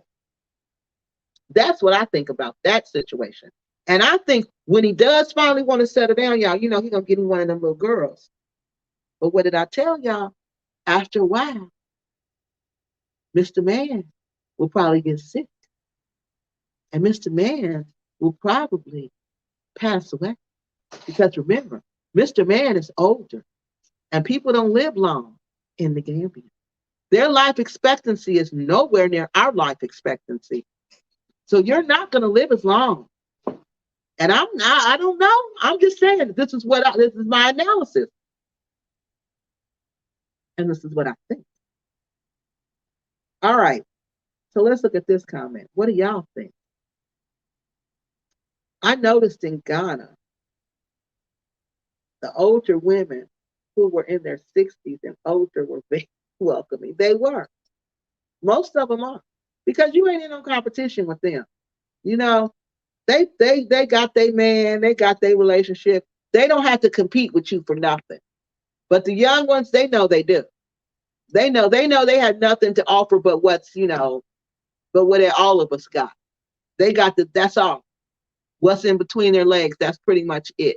After that, there's nothing else to offer. Well, whoever she is, she's going to regret leaving her children. Yeah, she is. This lady is going to regret leaving her kids. She probably already does. She probably already does. All right. But yeah, just like Mr. Man, I'm sure Mr. Man regrets leaving his wife. I'm sure Mr. Man, Karma likes Places and Spaces said, Karma's gonna catch Mr. Man. Karma is gonna catch Mr. Man. I guarantee you Karma's gonna catch him. It's already catching him, y'all. We probably just don't know about it. But I guarantee you it is probably catching him. I worked with 3 Nigerians and 1 from Liberia. I was the only American working there. And baby, the first day they couldn't feel the disdain and jealousy towards me. I had major. I know you did. Yeah, they do. Yeah, I don't deal when I feel that from Africans. I don't mess with them type of Africans. Yes, I hope her kids or people love them because she doesn't seem to. No, she doesn't. I don't know why people think Africa calls you and tells you to leave your kids at home because it does not. Places and spaces, that's how children get exploited, left with their strangers, unworthy people who should not trust at all. Exactly. That's exactly what happens to them. And then they sit up and say, oh, I don't know what happened. That's his name, Mr. Man. Guess you know where I got that from? It's this movie called Misery by Stephen King. It is my favorite movie, y'all. Like when I'm just like want to relax, I will watch Misery. And Misery, she called the man Mr. Man. That's what she would call him, Mr. Man. And that's what I started like calling my kids when they was little, when they would start acting up. I would say Mr. Man. Okay. So that's where I just got the name from. And I'm like, oh, he acting up, so he's Mr. Man. Yeah. I tried to get a job at an African security company, and I just knew that because we were brothers and sisters that wrong, they wouldn't hire me. No, they're not. Because they're not going to do it the right way. They don't want to follow the rules. You know, Americans, you going to follow the rules. We're not working all them hours. You're going to pay us our money. You're going to pay it to us on time. We're not going for any okey doke when it comes to our money. But they will. They will. They probably getting paid under the table. They probably ain't paying the taxes. They doing something that's not right. And they don't want no American around. No, they don't want no American around because they don't want us to know what they're doing. I can tell you that's what that was about. Yeah. Oh, you seen it? Yeah, that is my favorite movie, man. I love that movie. And that's where I got Mr. Man from. Yep. All right. So, y'all, what do y'all think about that? About Mr. Man? I think Mr. Man is being romance scammed. I think Mr. Man is going to get what's coming to him. I think Mr. Man is going to regret everything that he did to Miss Lady. Everything. If he's not regretting it now. So, okay, y'all, we're going to go to our next person because I want to hurry up and get to Black Acres. Let me see. This is our last one, y'all. Then we're going to talk about Black Acres. All right. This one is Miss Susanna Thaler. Now, people been saying Miss Susanna was in on this scam. They think Miss Susanna was in on it. They don't think she was a victim. They think she was going for it. They think she just got caught. They think she just got caught. So, y'all tell me, do y'all think she just got caught? Or do y'all think she was in on it? What do y'all think? Where is it at? Where is she at? Hold on, y'all. Let me find her video. Yep, some people. Oh, shoot. Okay, hold on, y'all. I got to go back to it. It came, I lost it. Okay, let me pull her up. So hold on. We're going to start at the beginning of this one, too. So a lot of people was writing me saying that they felt like Miss Susanna was in on this scam and that she was doing this because she was so in love with her boyfriend. And that's what she was that she wasn't a victim and that she was just as guilty as the next person. So as soon as this ad play, I'm gonna skip it and I want y'all to tell me what y'all think. Because I don't know. I mean what you all are saying is plausible. It could be true. It could be true. All right, y'all ready for this one? So let's look at this one. Uh, okay, here it is. All right, let's go. Yes, he did. A ticket to Ethiopia Okay, hold on. place. Wow. Hey, everybody. Welcome back to Kiki Loves Nigeria. On this episode of Kiki Loves Nigeria, we're going to talk about another romance scam. This romance scam takes place, well, the victim lived in Canada and the scammer takes place, wow, in Ethiopia, but it ends up in China. Yeah, this is a transatlantic, I guess that's what you want to call this one, a transatlantic romance scam that goes horribly wrong. So let me introduce you to Susan Thaler. Susan Thaler is from Ontario, Canada. And Miss Susan is 64 years old and she is a mother and a proud grandmother. Miss Susan decides she wants to go online and find love after her husband passes away and she decides that she's tired of being lonely. But what Miss Susan does not realize is that this love is nothing more than a romance scam, and this romance scam will lead her to prison. Miss Susan met her husband when she was 13 years old, you guys. And she had been married to him all of her life. He passed away in 2016. And in 2016, that was her first time really being alone and ever having to really take care of herself and look out for herself. Miss Susan had been married all of her life, so after her husband passed away, the loneliness was profound. The loneliness and the depression was something that she had not anticipated. The heaviness, the sheer heaviness of the sadness was something she had not anticipated and did not know what to do with. Miss Susan waited 5 years. Then she decided that she would go online to meet someone. She said she really enjoyed the attention that she got when she went online. So she continued to go online and meet different people. Well, she met this man, and his name was Walter Williams. She was really attracted to him. She met Walter on Facebook. His name was. All right.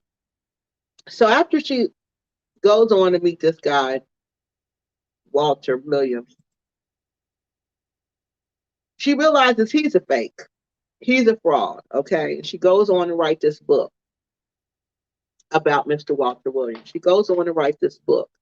Now, While she's writing this book, she meets this other man, Claypool, that's his name. She meets Mr. Claypool. Mr. Claypool just doesn't ask her for any money, doesn't ask her for anything. But Mr. Claypool wants her to come meet him in Ethiopia. He says he's some kind of oil rig person. I think he's an oil rig person too, or a military person. And he wants her to meet him in Ethiopia. She goes to Ethiopia. She says, okay. She doesn't tell her. See, she started off lying, okay? She told her daughter she was going to some place called Utopia. Her daughter said there's no such place called Utopia.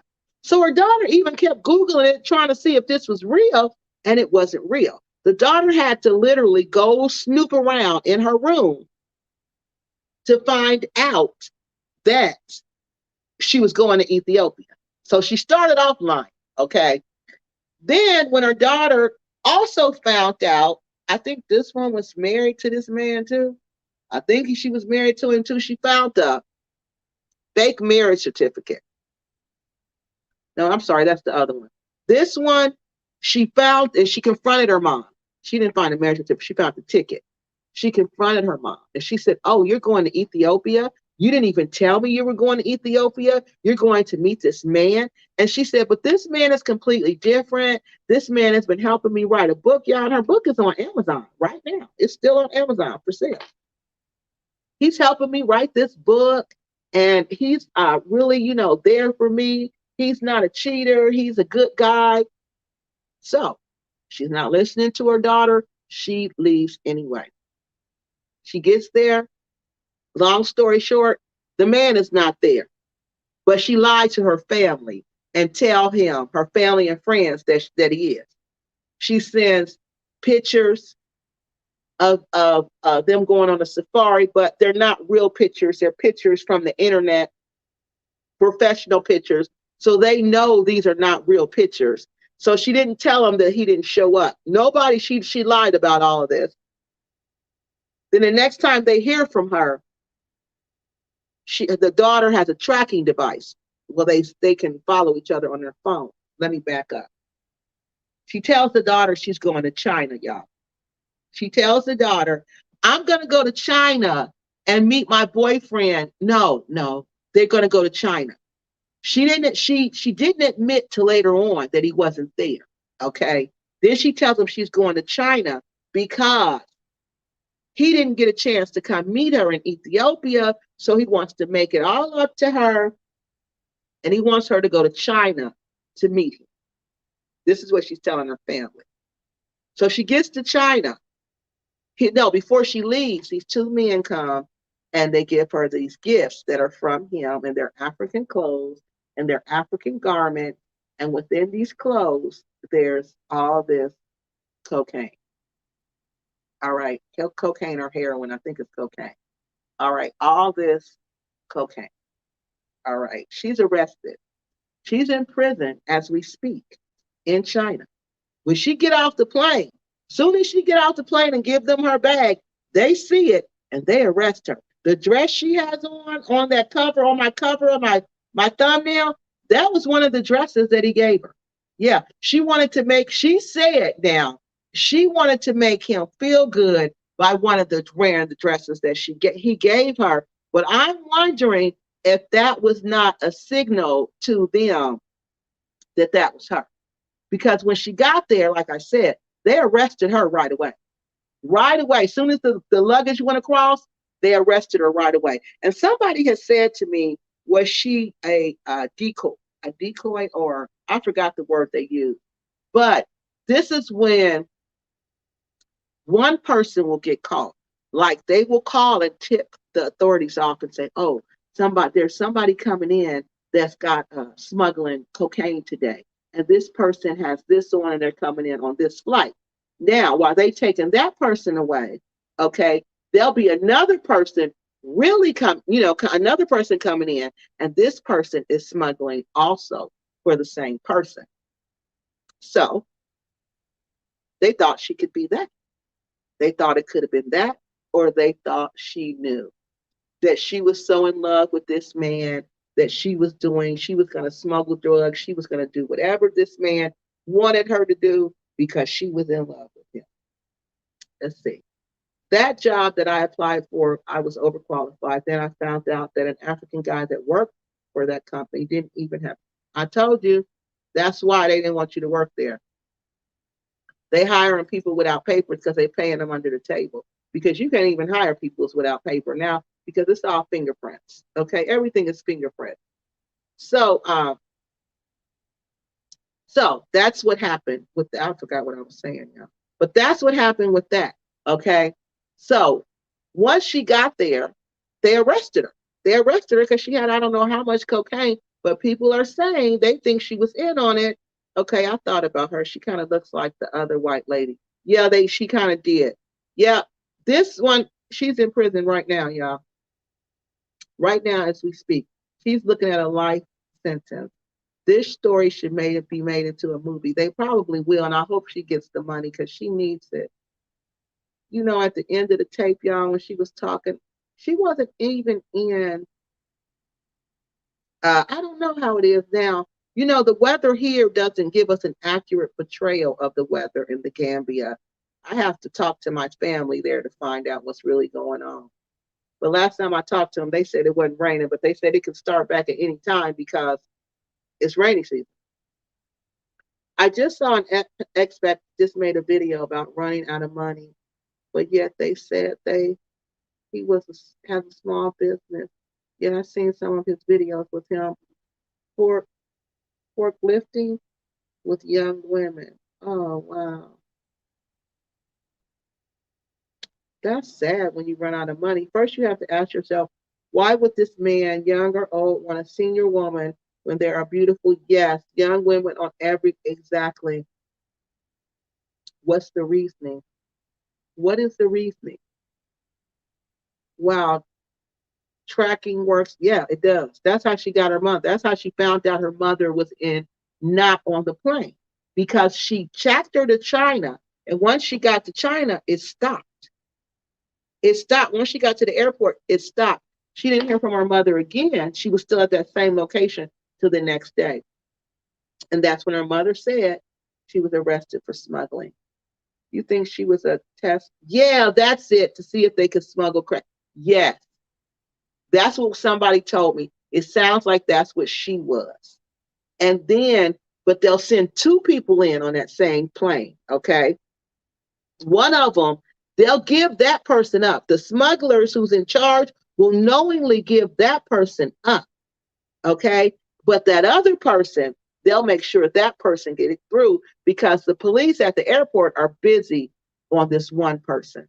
Yeah, that's what they think. That's what someone told me they think happened. Uh, the problem is he might think that those women want him, but they don't. I've never seen a younger woman with an older man in Africa. Have you? I've never seen a younger woman with an older man in Africa. Have you? Only American men. I've never seen a young. Yeah, because they want those younger. They want to marry the older men because the older men have money. They may be with the young, like when you see them out and kicking it, yeah. But I ain't got that ain't true. When I was in Lagos, honey, I would see them old men about 60 years old. I was at the little sports bar where I live at one time. This man came in with three girls, yeah. Three young 20-year-olds, and he was about 60. I couldn't believe it. I could not believe it. And they was all taking turns talking to me. But the average was two. They would normally come in with two, and they'd be older Nigerian men who you could tell had money. They're with these men for money. But when they want to go out and kick it and have fun, she's right. They go with their young men. They go with their young boys, their age. Because look on those videos. Who do you see them with? Those young boys. But the relationship, they main relationship, it's an old man. Because that's where she getting the money from because she ain't got no job.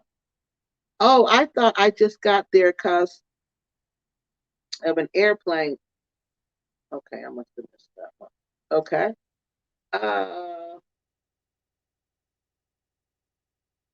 Dang, calculating it. Yeah, this is all what they do.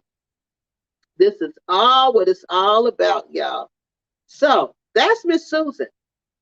And Miss Susan is still in jail. All right. Now, what do y'all think? Do y'all think that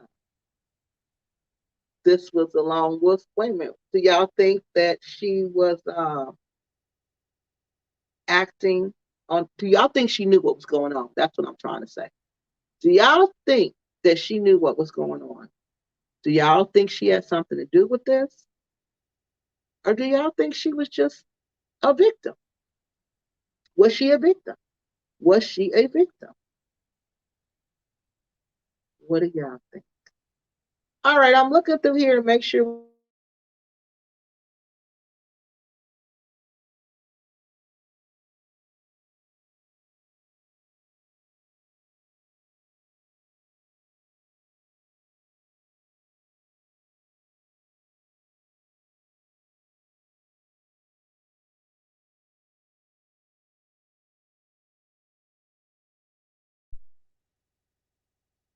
I want to read y'all an email. So let me go back to the.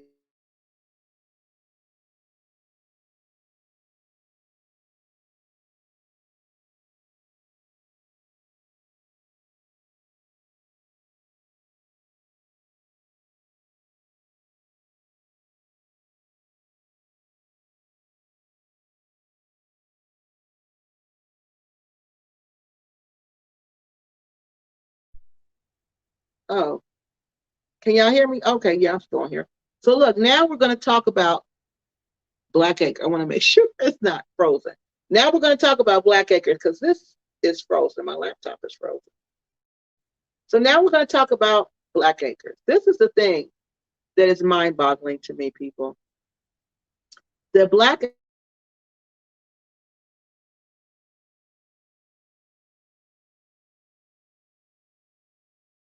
the they really moved into this house with no window. No windows, y'all. No screens, no windows. I showed y'all the picture on my community page. No screens, no windows. They have none. Now, this is my thing. This is West Africa. This is rainy season. And the rains in the Gambia are not like rain here. It ain't like we wouldn't even live here. You couldn't even live in a house in the United States without screen, without windows. They wouldn't let you. The county wouldn't let, the health department would not let you. The zoning department would not let you. They're only getting this off because it's Africa once again. They're basically living in a construction site. That's what this is, a construction site, and they're living in it. Some people do that here. They remodel their house, but this is not being remodeled, people. This is being built. And I guarantee you, so many things inside of there do not work. But right now, we're going to focus on what we know is not working, and that's the lack of windows and the lack of screen. So first, before we do that, we're going to get these comments caught up, and then we're going to go through this email I got. Yes, the girls love older men, especially. Yeah, they do. It's all about the money. Just like the young ones, the young men. She was a crack, yeah, and she didn't even know it. She didn't even know what she was doing. Yeah, I don't think she knew. She would not risk overseas prison. Yeah, I don't think, not in China, honey, either. Not in China. It's a life sentence. And at the end of the video, did y'all hear how she was talking? It was sad, man. Talking about, don't worry, I'm not gonna ever online date again. But wait a minute, lady, do you understand that you facing life in prison? And the priest went over there to try. If he could have got them to stay at that hotel, that two men came and brought her the luggage. He could have got her off. They would not even help. They would not even help her get off. I believe she knew. She just thought their complexion, age, wouldn't. Oh, she thought they wouldn't pay attention to her. Yeah, other people saying they thought she knew. Yeah, the scammer probably told her a lie to lie to her family, and because she was so in love with this guy, she did exactly what they wanted. Oh, so y'all think she knew, and she was just lying to the guy. Wow, poor lady. Poor lady. Now she facing life in prison. So let's get to this email. Let me do this before, when I talk about Black Acres, I gotta do my fair use stuff because Black Acres is always looking how to get me. They always trying to catch me slipping. They caught me slipping one time, but you'll never catch me slipping again, Black Acres. I may make a mistake once, but I don't make it twice. So basically, we're saying that this is fair use and we can use some of their material. Long as we don't play it, like get on here and just play the video, which we're not going to do. We're going to stop it. We're going to talk and we're going to discuss. We're going to analyze what we think is happening and why would Black Acres move into a house with no screen and no windows. And we're also using this video for educational purposes because we want to educate people how not to move to Africa in a house with no screen and no windows. Well, I would not risk going to prison overseas either. No, no. All right. I've had one scammers waiting on my address telling me that they are going to send me something by mail. See, see what I mean? No. And then he'll tell you to give it to somebody else. You know what I mean? Oh, this is for my aunt or this is for my cousin. Just give this to her. And that's what then that will be inside the packet. Yep. All right. So now we're ready. So let's listen to this email I got. Okay. I got a very interesting email. This Black Acres think I'm the only person who can't stand them, which is a complete lie. So let's check this out. Okay. Am I sharing this? Oh no, I want to share this one, y'all. Hold on, I got to go back, stop sharing that one. And then we want to go here. Hold on, I want to pull up this one. Okay, y'all, let's go. This is an email from one of the REPAT members who had a couple of questions about Black Acres and wanted me to ask you guys to see if you guys could help answer these questions. And of course, I'm going to keep this person's identity private because, some people come on here and are just really rude. So we're going to keep this person's identity private and we're going to read this email. So it says, "Hey Kiki, just watching your last video about bag.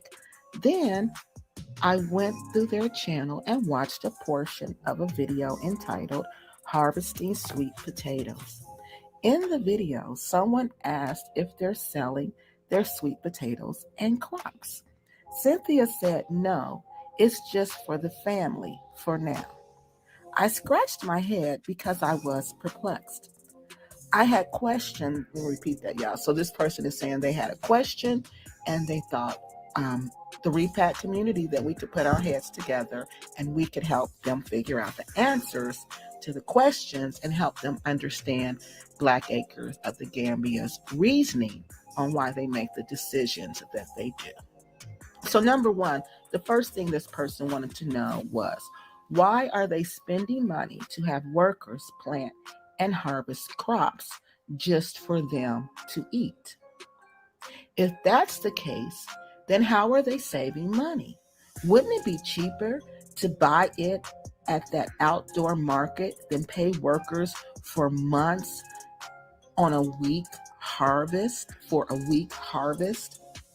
Number three, what's the shelf life of a few fruits and vegetables they manage to harvest?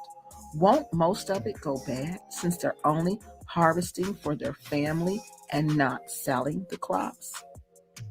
Have you looked at the condition of the things they pull from the land? Most of it looks inedible. I would have felt sorry for them if I didn't see the other side of them when they began to assault and attack you after you respected and even protected them from people who wanted you to do a video about their alleged scamming and begging. Also, I didn't like the video of Cynthia trying to hex you. I was neutral until then, but now I have questions. I'm going to try to drop into your live if I can make it at the scheduled time. If not, play. Peace. So let's talk about this, y'all. All right. I'm just so thankful that this person knows exactly what happened between me and Black Acres because this person just summed it up. That's exactly what happened. That's exactly what happened. Visionary of Love used to come on here all the time, putting them down. Well, she wasn't putting them down. She was telling the truth about them, telling the truth about them. And I would defend them to the end. And then for them to turn to do me the way they did me, no, you don't do that. All because I made a video that you didn't agree with, because you didn't agree with me giving Mr. Elvin a platform, because you didn't agree with some of the things, the scamming I was uncovering in the Gambia, because they didn't agree with that. They decided they were going to attack me and try to put some kind of jankety jank hex on me. No. And you see all that backfire because look at all the suffering they're going through. And see, that's why I don't feel sorry for them. I feel sorry for them in my heart because I'm human, but I know they brought this on themselves because what they're going through, you better believe they wish. They wish I was suffering like that. You better believe they ask their God every day, how come she's not suffering like that? How come she's not catching it the way we're catching it? You better believe they're doing that. Because I told you, Cynthia, I told you everything you wished on me, everything you thought about doing to me had already been done to you. And everything you hoped for me was coming back to you. I told you that. You didn't believe me. I told you it was a backfire and you didn't believe me. Now, living in a house, Afrodamus, who dared to say that my ancestors failed me? My ancestors never failed me. That's why Black Acres is living in a house, Afrodamus, with no windows and no screens. And even if they got them today, they've lived there nearly a month. Can you imagine what's inside of that house? Can you imagine what's inside of that house? Because I surely can. Grass cutters, for one. I don't know if they call them grass cutters in the Gambia, but there's grass cutters in there. Okay, I can guarantee you that. There's snakes in there. There's mosquitoes in there. There's cockroaches in there. And you think, Aphrodite, that they winning? That's what you call winning? That's because he think down on African Americans anyway. He think we're less than anyway because he got played by an African American woman. Let's just keep it 100. Yeah, he got played by an African American woman. So he can't stand none of us, especially African American women. He can't stand us at all. At all. So for him, this is good. This is good living to see African Americans living like this. He thinks we deserve this type of life. So that's why he presents this like, oh, they're living good. They're living good. Have y'all seen them greens with the holes in them? Have you seen them? But they live in swell, huh? They live in swell. Okay. So that's what brings me here today. So now we're going to try to answer them questions that he or she had. So the first question is, why are they spending money to have workers plant and harvest crops just for them to eat? That's called a garden. They have a private garden that they're making their subscribers pay for. That's what I've been telling you all. That's what I've been telling you all since I've been talking about them for almost over a year now. Oh, I think it's been a year. I think this war started last year. So for a year, I've been telling you all that. These people bringing seeds, you're not bringing seeds to refresh Gambia with nice crops. You're bringing seeds for Rick and Cynthia and their family to eat. She just told you that. And for them to sell them greens with all them insect holes in them to the Americans. I can't believe they're buying it. Those greens are not even edible. How do you eat greens with all those insect holes? I don't understand that. I don't understand that. Was bad? Okay, so that's why. Because bad never intended the communal farm was a lie. The communal farm was a complete lie, y'all. They never, this is proof. You see, she just said, we gonna eat these. We gonna eat these, and these ain't good enough to grow. We ain't good enough to sell. We gonna eat these. Maybe the next ones. So y'all not only bought them a house, now y'all paying for them to eat while we pay for ourselves to eat every day and we pay for ourselves to live every day. But Black Acres doesn't have to because their subscribers do that for them. So that's why. That's why. Because they never intended on having a communal farm. It was always a garden for them and their family. As you see, Cynthia said it herself. Does anybody else have anything they want to add to that? Because I think that's the answer to that question. They had no intentions. That was all a scam. That was all to fool us. The older men have a pension and retirement money, and that's what they want. It is. That's all they want. That's what they want from the older women, too. I sometimes watch, and I meant to say, I sometimes watch what I meant to say. Yeah, that's all they want is the pension. And they're speaking of pensions. Let me tell y'all something else.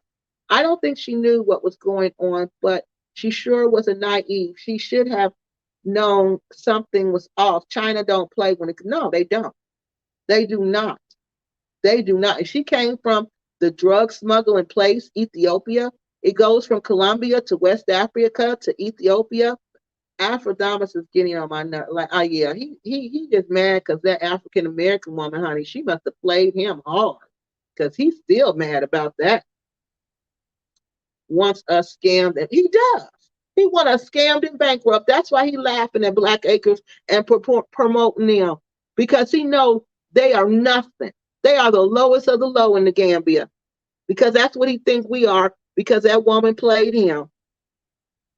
Yep, that woman played him. He's so mad about that, looking like a koala bear. You seen him on there with them glasses on and that little shirt. I don't even know that gold shirt and that thing on his head. I'm looking at him. I'm like, is that a koala bear? Do he got a koala bear on there? And Lord, it was him. I said, now he wondered why he can't get no real woman in the United States, no real Black woman in the United States. That's because y'all don't know grown man dressed like no koala bear. I remember when Bag had a break-in. Yep, his house. I remember when Bag had a break-in. His house was broken into, and that was one of the reasons why he got those dogs. At least that's what they are saying. But they had the dogs when they got there, because remember, they said they brought them dogs from the United States. So how did their house get broken into? I don't understand that. They had them dogs. They said they brought them from the United States. It probably was a lie to get money. Did they collect money for that? Bag is good at putting up a facade. That way they can't tell their supporters that they're employing folks and helping somebody other than themselves. That way they can tell their supporters, yeah, but they're not. They're not. They're not. Y'all see how many people who have been out there? Let me tell you, I read in their comment section, or nope, I was listening to one of their videos because y'all know I'm always on them. So I'm up whenever I wake up. Whenever I wake up, I get that computer, that remote, and I turn on the Black Acre because I want to see what's going on. So one video I watched, they said that once they get out to the land, And I meant to do a video about this, but I was working. And when I'm working, y'all, when school was in, YouTube is really like, ooh, it's hard for me to do it. So, but it relaxes me. So that's why I do it. So look, they said in this video, right, that once they get out to the land, they were going to let the workers go because they won't need them because they will be out there. I believe they said this in a video or I read it in a comment, one or the other. Okay, so I'm not sure. But first off, I want to show y'all, before we get too deep into it, I got to show y'all this video. Okay, and that I made the other day about Black Acres. We're going to talk about Black Acres and we're going to talk about, hold on, y'all, this video I made in the morning. Because look, I was talking to my family members and they were like, oh, it's raining. I said, it's raining. Yeah, it's raining bad. And I'm like, for real? And then I remembered that's why I was up Black Acres at 4 o'clock in the morning. It wasn't that I was worried about you or anything like that. I'm up. I have, family and friends all over Africa. So I'm up at different times of the night. But anyway, I want to show y'all this video that sealed it for me because they lied in one video and said that they had got the windows put in. Because the one video, they were talking to somebody, the people. I don't know what color these people were, but them people who was not one black man and one black woman. Them people, okay? He was talking to them people in that video, and that's when they said the window man had not come yet. They lied in that same video in the comment section and said the window man was there then. He was there. Well, I ain't gonna say it was a lie. Okay, they said the window man was there. But I'm like, well, why didn't they have windows? The next day, they still didn't have windows because I looked at this video. Them at the playing in the river, which we're going to talk about that in a minute, which that's why Black Acres couldn't lead your dog to a dog fight because everybody, even a fool knows you don't play in a river. You see how muddy and dirty that water was? I'm going to tell you about that in a minute. But first, let's watch this video real quick, and then we're going to come back and talk about it. Hey everybody, welcome to Kiki Loves Nigeria. Hey, on this episode of Kiki Loves Nigeria, I just want to reinforce to you how Black Acres does not have windows during the rainy season in the Gambia. Can y'all believe it? They said they got the windows put in, but that was a lie. And you know how I know it's a lie? I'm going to show y'all this clip. Look at Rick's face when Cynthia says that she hears the thunder because she knows it's about the thunderstorm and they have no windows. Now look at Rick's face. If they had windows, would he look like that? What's the noise? It's thundering.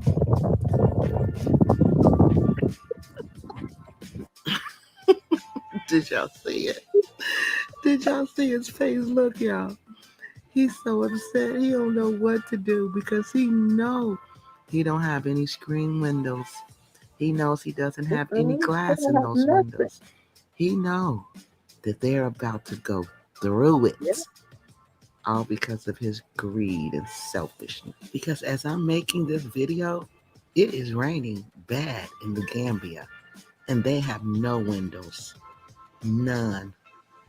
All right, y'all, let's talk about this tomorrow at 2 o'clock. I see y'all then.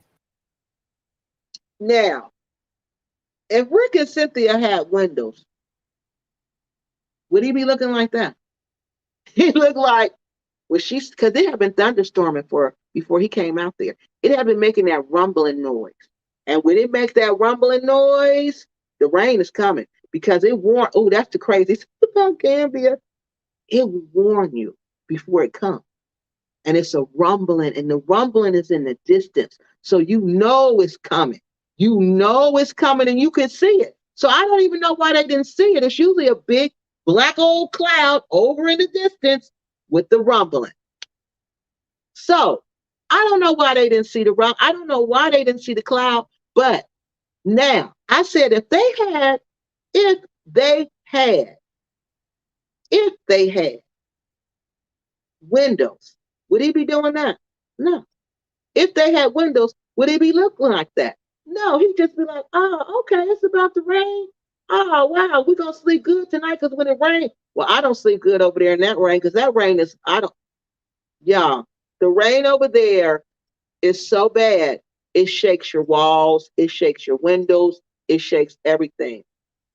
It shakes everything. And let me tell y'all about the rain over there. No, we're going to talk about now. So we saw that video. Now let's see, we're going to get the comments and then we're going to talk about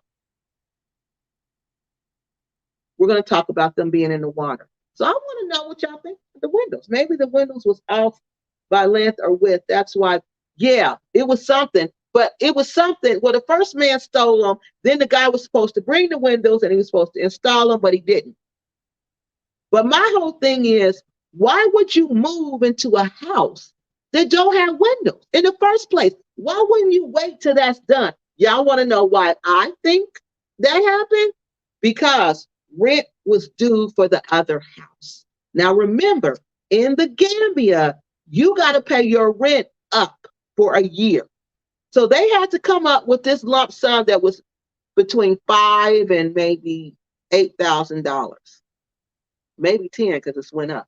So they got to come up with this lump sum. Black Acres can't afford to give up lump sums of money like that now because their people aren't giving them money like they used to. People are not giving them money. Even though they have that Patreon, that's no guarantee that they're getting that money. Them people can say they're going to give you that money, but it's up to them people whether they give you that money. All right? And I don't think Rick has money. Now, let me tell you why I think Rick, I know people say, well, he got hurt in the military and blah, blah, blah. He may have gotten hurt in the military, but Rick owed $20-something thousand worth of child support when they left Clarksville. You know, child support keep adding up. Child support and spousal support keeps adding up when you don't pay it, okay? So what they do, they go after your income. So they're going to take your income, whatever it is. They could take, in Ohio, they can take up to half of your income, okay?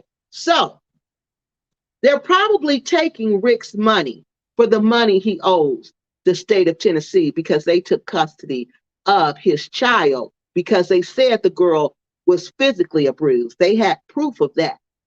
But the other abuse, the sex abuse, they needed Cynthia to help them get him on that. They needed her input and she refused. Y'all heard me. She refused to help them investigate whether her son, her husband, Rick, Rusty Rick, was sex abusing his own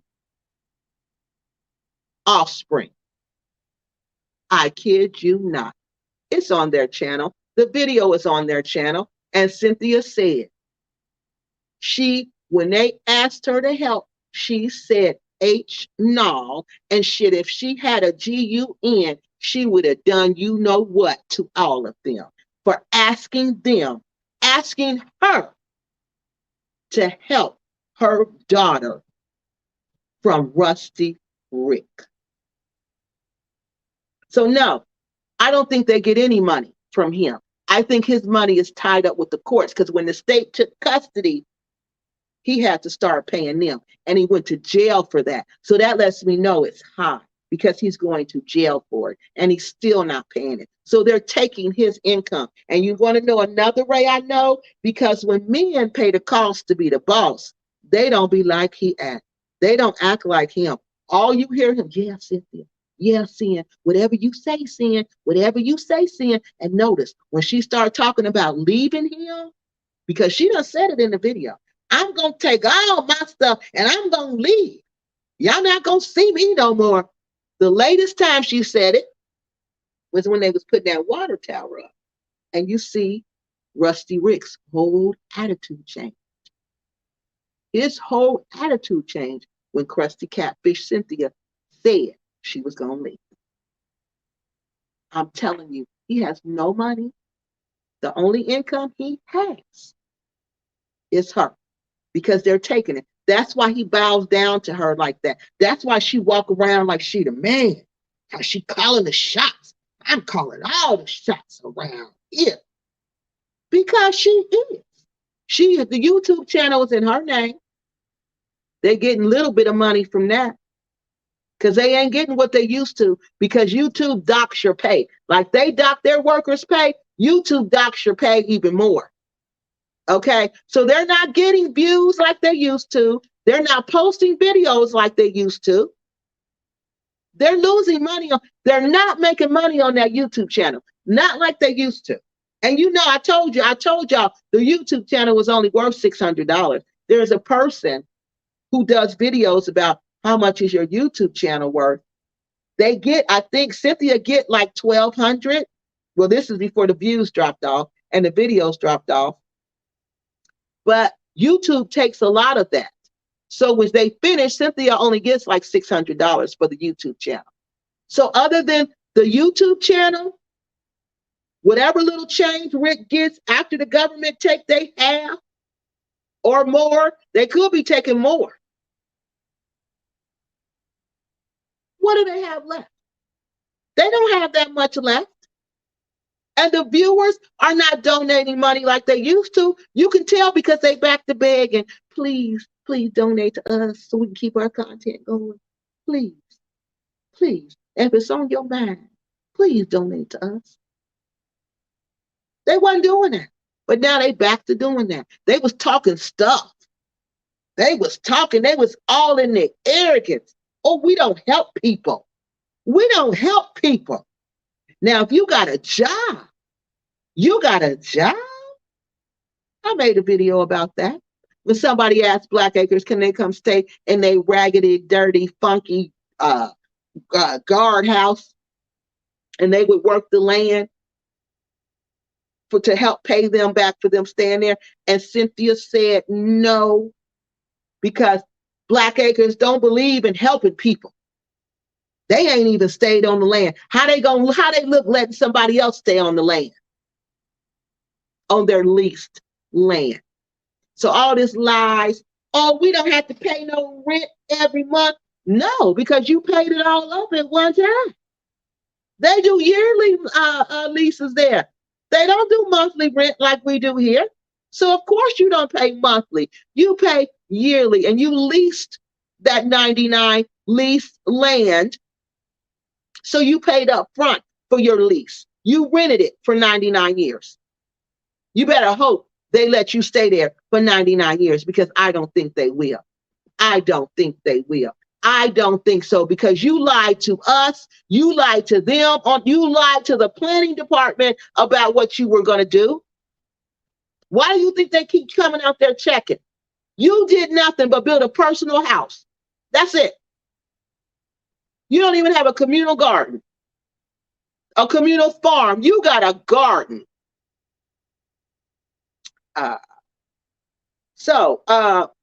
Yeah, that's probably is what happened.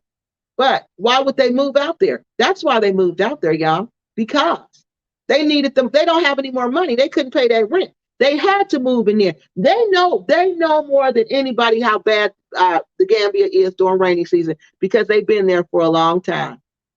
So they know how bad it is. Oh, we got to hurry up, y'all. They know how bad it is. All right, they know.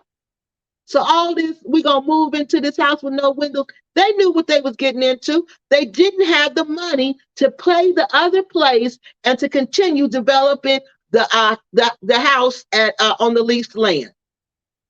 They didn't. They did not have the money. I don't think about it like that, Kiki.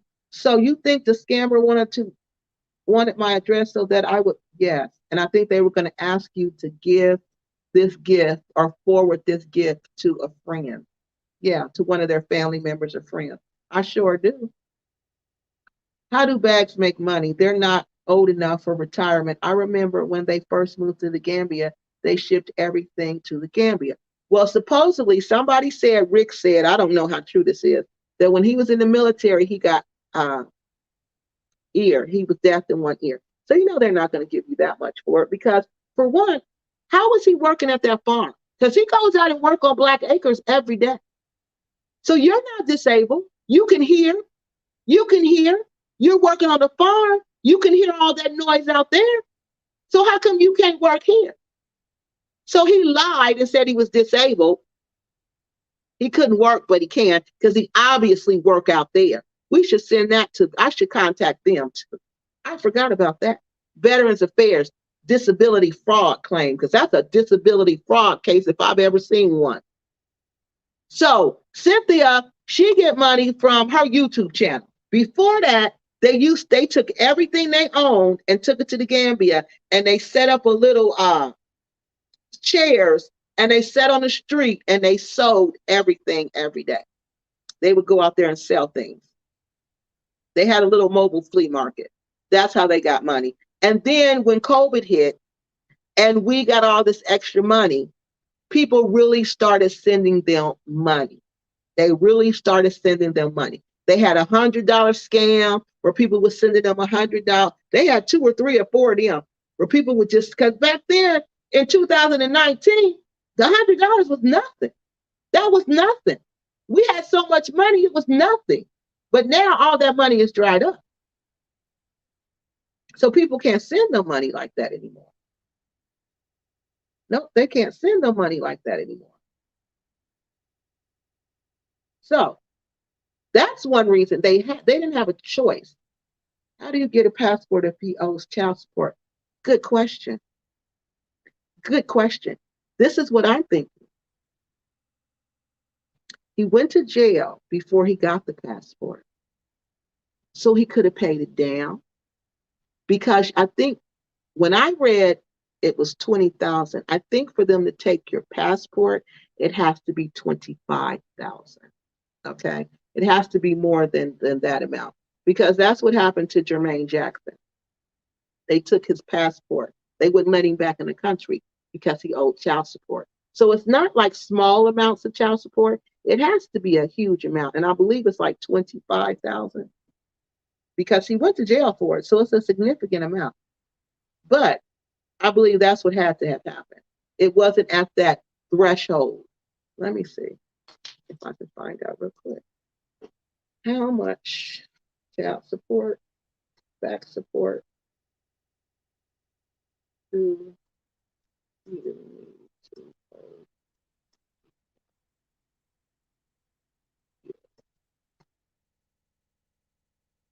I think it's more, I know it's more than that. Let's see if I can find it real quick. If I can, I'm gonna have to, yeah. Oh. Oh, they changed it. Oh, they changed it. This was not the amount. It used to be it used to be $25,000. But guess how much it is now, y'all? Hold on. Oh, okay. Okay, so this is what. Here it is. You have to get it denied if you owe more than $59,000. Okay. $59,000. Wow. Okay. So he didn't owe that much. He didn't owe 59,000. He owed 20. Okay. So that's what happened with that. He wasn't quite at that mark, that threshold. I don't follow Black Acres. If their video pop up on my channel, when I might watch a few minutes, but I never watch to the end because their video, because they don't make sense. They just ramble. There's no rhyme or reason to the videos. I just listen to the videos because people, like it says in the Bible, out of the mouth, the heart speaketh. So I want to know what's going on with you. I'm going to watch your videos. I'm going to listen to what you say because you're not going to have a choice. Eventually, your mouth is going to start speaking what's going on in your heart. You see what I'm saying? So I watch them faithfully because I want to know how my ancestors are putting a whopping on their head. for what they tried to do to me. Okay? So, and also what the ancestors of that land is doing to them for trying. Well, after they didn't try, they took that land from those people. That land was communal farmland, people, and y'all got to understand that. We don't understand that. But you know how you go to poor neighborhoods in your city, and they'll have a farm there. They'll have like a local farm where people in the community can come there, plant their crops, grow the crops, take them home, and eat them. Okay? Same thing Black Acres is doing. They basically stopped those villagers from doing that very same thing, people. They stopped them from doing it so they could do it for themselves. That's why I said they're not going to be there long, because the public use of land always overrides the private use. That Gambian government is going to let them get away with it for a little while, and then they're going to come in and snatch that land from them. And Black Acres knows it too. Whose pants and towels they have? Right. I didn't get that. I don't understand. That's why I don't understand any of this. Why would you do all of that? You're going to paint the house. You're going to put this nice, expensive, because it's not their money, people. It just came to me. It ain't their money. If it's not your money, I'm going to spend it willy-nilly because it's not my money. I'm going to do whatever I want to with it. And that's what they're doing. Yeah, Jermaine got banned. He had to pay that money. They would not let Jermaine back into this country because he owed, like they said, $59,000 worth of child support. The IRS enforced it because the IRS has to enforce it. And when the IRS enforced it, they revoked that passport. They denied him entry till he paid that money. He was in a country called Bahrain. I think that's how you pronounce it. Because, you know, they go to the Muslim countries. Yes. You got to owe a certain amount before they take it. Okay, so let me get this straight. Cynthia married a man who owes that much. No. She married him. Cynthia got pregnant by him when she was 17 years old. He came over. He was in the military. And he probably was married then. I don't know. But I know he was married before her because he was 21. All right. So, you know how dudes say, let me come over. Let me come on, braid my hair. But they really want to come over because they really want to try to get some from you, okay? She was the dumb girl that fell for it, okay? She was the dumb girl. He came over while braiding his hair. She slipped up, as she says, or he says, and got a baby. Okay, so we know what that was all about. So she was 17 and he was 21. People, last time I checked, 17 was a minor and an adult is 21. Okay, so he gets this minor 17-year-old, slips up, and they got a baby. Then he goes away. He goes back to the military because he was on leave. She says it's not, he said he denies the baby. Now, this is the child. This baby I'm talking about right now, that's the baby that the court accused him of doing all this stuff to when she was 14. Abusing her physically and sex abusing her. All right? So, this is the same child. So, somehow, I don't know when they get back together. They get back together, then they decide they're going to have 7 or 8 babies. All right? So, when this child gets taken away, she goes to school and she tells her teacher she don't want to go home because what's going on at home, and she tells them she's being physically and sex abused at home, and she ain't going back home. They call the police. This is all in Cynthia's video. I'm not making none of this up. This is in her video. Remembering Clarksville or something like that. So the school calls the police. And this is how I know it's bad, y'all, because the school don't call the police up there unless it's bad. It had to be really bad. Like she had to have marks and everything, and it had to be bad. So the police come up to the school. They don't send her home. He go up to the school. I think it's up at the school. They arrest him for abusing his child. Cynthia jumps to his defense, and they take the little girl. They can approve the physical abuse, but they can't prove the sex abuse. They can't prove that. And they ask her to help, but she refuses to help them. And in the meantime, the little girl's in the custody of somebody else. Well, you know, when the state takes your kids, you got to pay child support. So they were supposed to be paying child support to the other people or to the state, and Rick refused to pay. And that's how he ended up owing. So no, he didn't owe when they got married.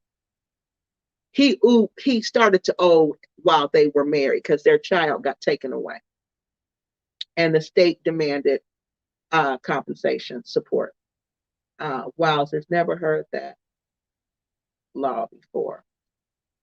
Yeah, but a lot of people don't know it. But you know what they say here? Poor excuse for the law. That's if you ignorance of the law is no excuse. I've seen a lot of YouTubers beg for money from people on their channels. I don't like it, especially if there are only two people, husband and wife. No, right? I don't understand that. I would be so embarrassed to have to ask people for money. Yes, honey, you know, that's why my name is Kiki, the righteous home folks. Do you know? I did not know. You know, my nephew is gay, and he told me what Kiki meant. And he said, "Do you know, honey, Kikis always have the tea." And I'm like, "What you mean?" He said, "Kiki. When you Kiki, that's when you sit around like we doing, and we spill all the tea." And it was funny because that's my nickname, Kiki. And honey, I always have all the tea, even at work. Y'all wouldn't believe they be coming to me saying, "What's the tea, Miss B?" That's what they call me, B. What's the tea? Because we know you know. But I can't help it, y'all. Everybody just coming. Tell me the tea. Every time I'm just sitting in my classroom, I kid y'all not. The tea just come to my door all the time. And they just spill it in my cup every day. And I'm like, what? What? But it's just me. I always have the tea, honey. I always have the tea. And then somebody said I was gossip. I said, no, I don't gossip. But I will listen to gossip. I tell facts. I don't spread rumors. Ignorance is bliss. Yeah, it is. And people like to be ignorant. They love it. So let's answer this next question. He said, if that's the case, so why do they have the workers out there? The workers out there was to get money. The workers was to fool us. See, this was all about getting money. The workers were to fool us, to make us think that they were really going to do this communal farm, and that they really were going to give the farmer, the people in the village jobs, and that they really were going to help people in Seafold, and that they really were going to have all this good produce that was going to benefit everyone. And as you see, this produce isn't benefiting anyone. Because have you seen, and I noticed this, y'all, that when they're not filming a harvest and she go back the next day, do y'all see how many fruits? I mean, not fruit, but y'all see how much produce is laying there just dead? Just dead. Like when she was pulling up those beets were not even in the ground. It's like they laid the stuff up there for a video shoot and then say she's pulling it. If it's in the ground, it's tubular. It's going to be in the ground. It's got to grow underneath the ground, not on the top of the ground. So they plant it for the shot and then pull it. This is all a photo shoot. This was all a grand scam. They never intended on helping anybody in the Gambia except themselves. And yes, it would be cheaper to go to the outdoor market to buy what they need as a family. But guess what? They wouldn't get money if they did that. But if they tell us they're building a communal farm so we can all go to Africa and eat good and live good, guess what? We're going to give them money for that. And that's what they did. Slick Rick is a slickster from the 1970s. So that's why. That's why. Yes, and they would be cheaper. So the weak harvest. Yes, that's another sign. That's how you know. It's never been about the communal farm. It's always been about them building that house, finishing that house with your money, with other people's money. Like Mr. Johnson said, why would you paint a house and put tile in a house without putting windows in the house? That rain is going to destroy. Do you know that house is probably already full of mold? That rain is going to bring mold in there. It's going to destroy all of that. Why don't you care about that? Because we didn't pay for that. When people don't pay for things, they don't care about those things. So that's why. And the weak harvest, it goes along with the front. This to prove we got a harvest. Because all these years, they ain't never had a harvest till the repat community start demanding that we see a harvest. And then they started putting these crops on the top and pulling them out. And I ain't never seen nobody have a harvest every week. I thought it was planting season, growing season, harvest season, and resting season. I didn't know at Black Acres, it's harvest season all the time. They never they don't, I don't understand, because we saw when they was the potatoes, the sweet potatoes, they showed us. They don't even care no more because they in that house. They showed us they grow that stuff in a bucket or in something else, and then they take it out. And they take it out. Okay, let me go back to this comment. When you start just liking, it was last year when I went to the Gambia, because they made a video about me, calling me the ugly distractor. And they made a whole video for 1 hour and 45 minutes talking about how ugly I was. I mean, physical ugly. That I was ugly to them. Yeah. Yeah, that's what this video was about. That they did not find my physical looks appealing. Yes. That I was ugly and I was distracting the repat community. And at the end, Cynthia had the nerve to try to put a juju spell on me. I kid you not. She tried to put a juju spell on me. And after that, I said, oh, so you want to play spiritual games? You picked the right sister to play a spiritual game with, girl, because we will play this in. We will play this to the end. Do you hear me? We're going to play this. We're going to play this spiritual warfare to the end, because my ancestors are warriors for real. For real. Okay? Like my uncle say, I come from a long line of warriors. That's what we know. Warfare. So you want to challenge them? They're always up for the challenge. So let's see. Let's see. Like I said, let's see. So that's what happened. So all this you see, Black Acres, me talking about, that's the result of that. Because they're not going to let me stop. They told me to stop. This is what they said. Because, yeah, I'll be tired of talking about them. I'll be like, oh, God, do I got to make another video? They're like, yeah, we told you. We're not finished with them until we finish them. All right. So when they tell me we finish them, then I'll stop making videos about them. But until then, just like one person said, you always got your foot on their neck. Yeah, I'm going to always have my foot on their neck. I sure am. All of them. All of them. I sure am. Until my ancestors tell me we finish them, I'm not going to stop. I'm not going to stop. Your name, yeah, your name, Kiki fits you well. It fits your personality and your sense of humor. Your nephew is right. You are Kiki. Yeah. And that's how I got the name. My other nephew who wasn't gay, he named me that because he couldn't say Vicky. But it's just funny how the ancestors, the universe will give you a name and it fits you. Yeah, because I love the Kiki. Yeah, it's voodoo. That's what she's trying to do. She tried to put a voodoo spell on me, and you don't do that. That's why my grandmother said, you don't know who you messing with. Don't start a fight with somebody because you don't know that person. They didn't know me. I guess they thought I was weak. I guess they thought, I don't know what they thought. But you don't never try to hex, you don't never try to curse nobody, and you don't know who those people are. They didn't know who I came from. They don't know nothing about me, but they're finding out now because I know they know. I know they know. You shouldn't have never started a fight with that lady named Kiki Loves Nigeria. I know they know that. I know they know that because I know my ancestors remind them daily that this is the person who's doing it and this is why we're doing it. Robbers and small animals could sneak into their new home. No windows is dangerous. Well, let me tell you about the robber situation.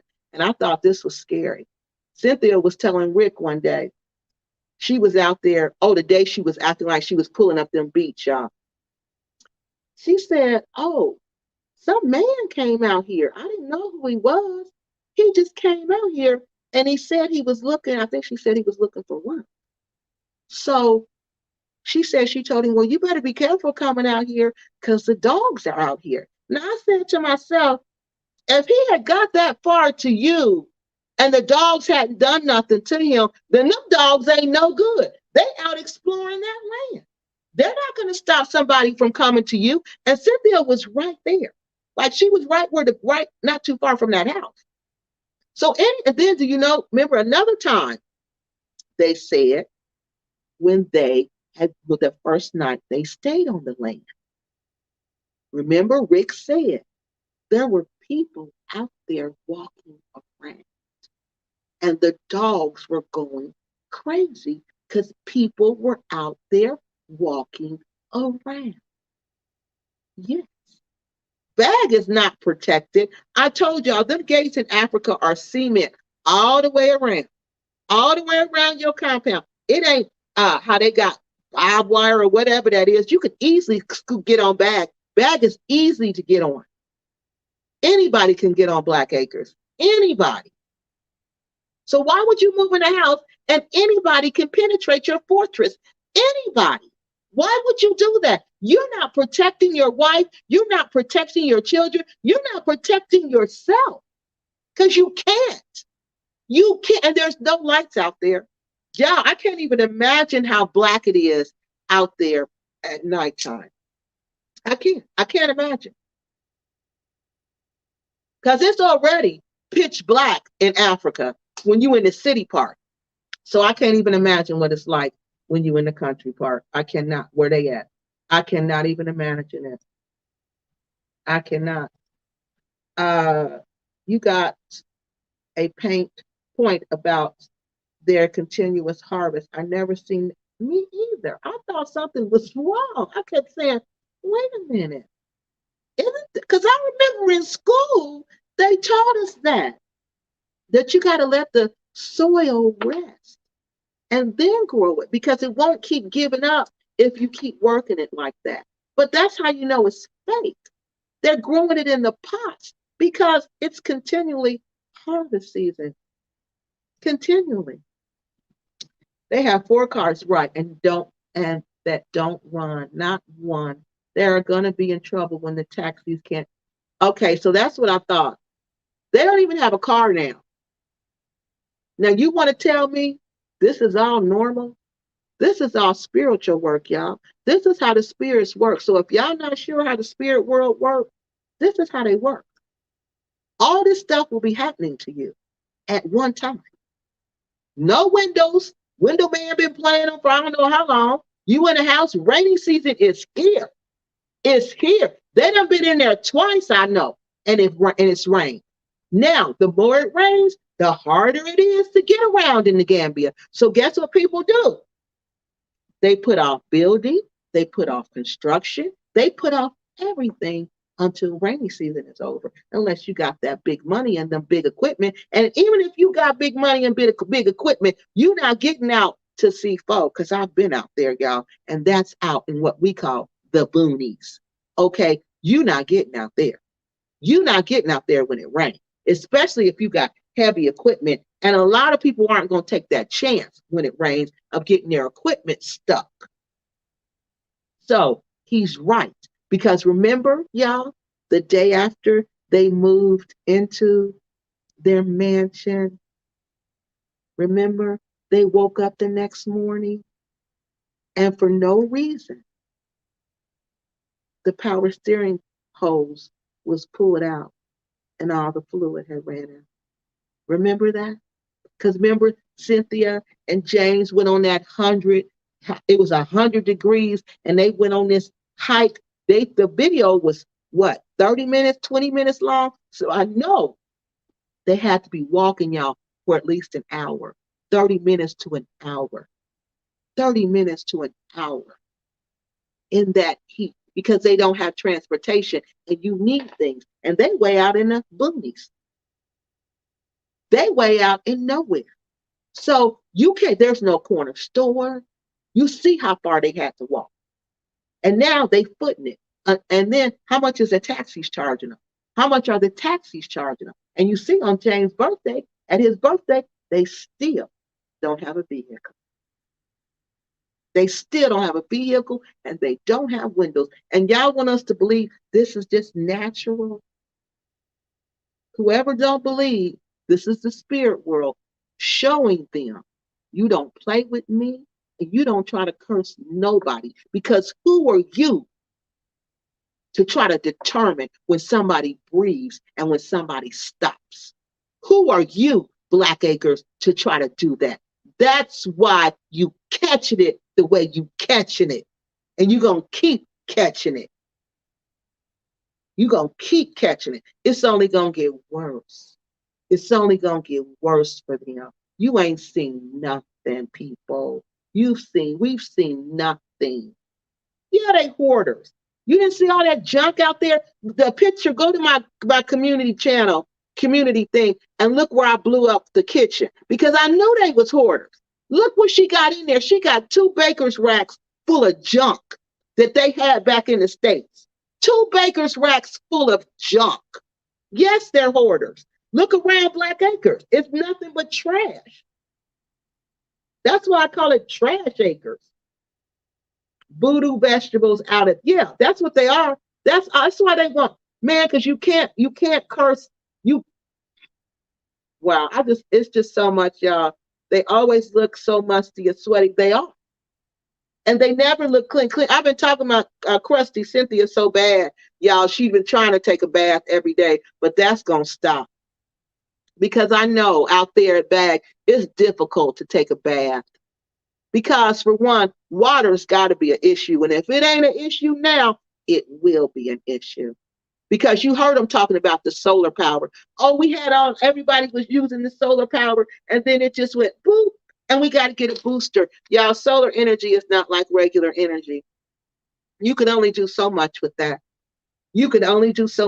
So all them baths, that's about to stop. Even Rick looked like he taking a bath on the regular. They must have had water at that other house.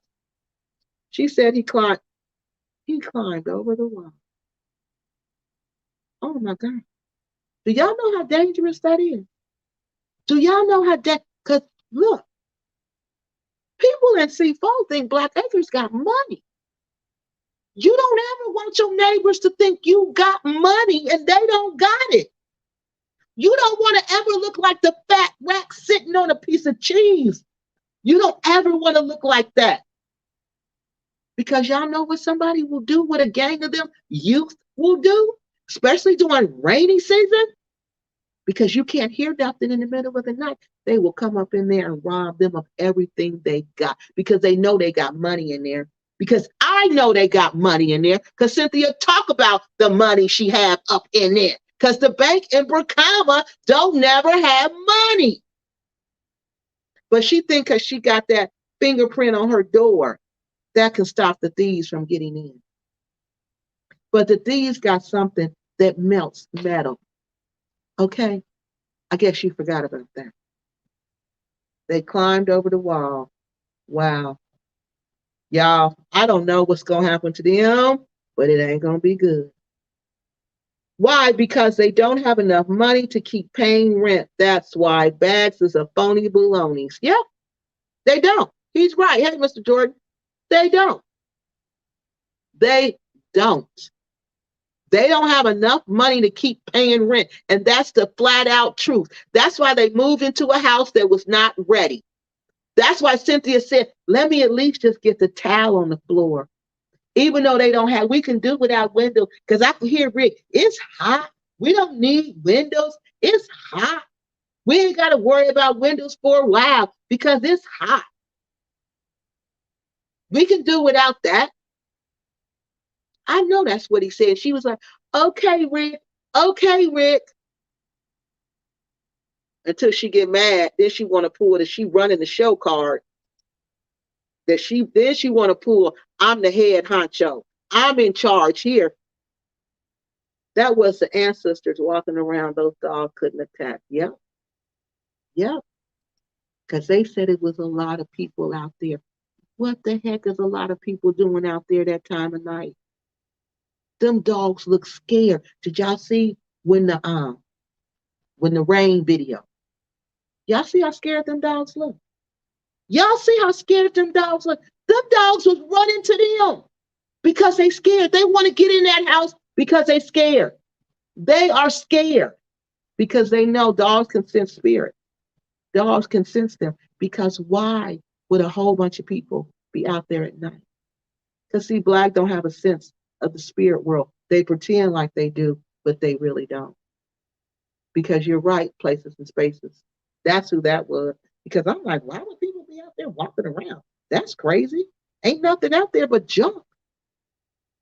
Yeah, it's their ancestors of that land coming to claim what's theirs. Blackacres have the nerve. They have warned them and warned them. Don't come out here. Don't come out here. Don't come out here. You know how we used to draw the line in the sand when we was little and tell you don't step over this line. Don't step over this line.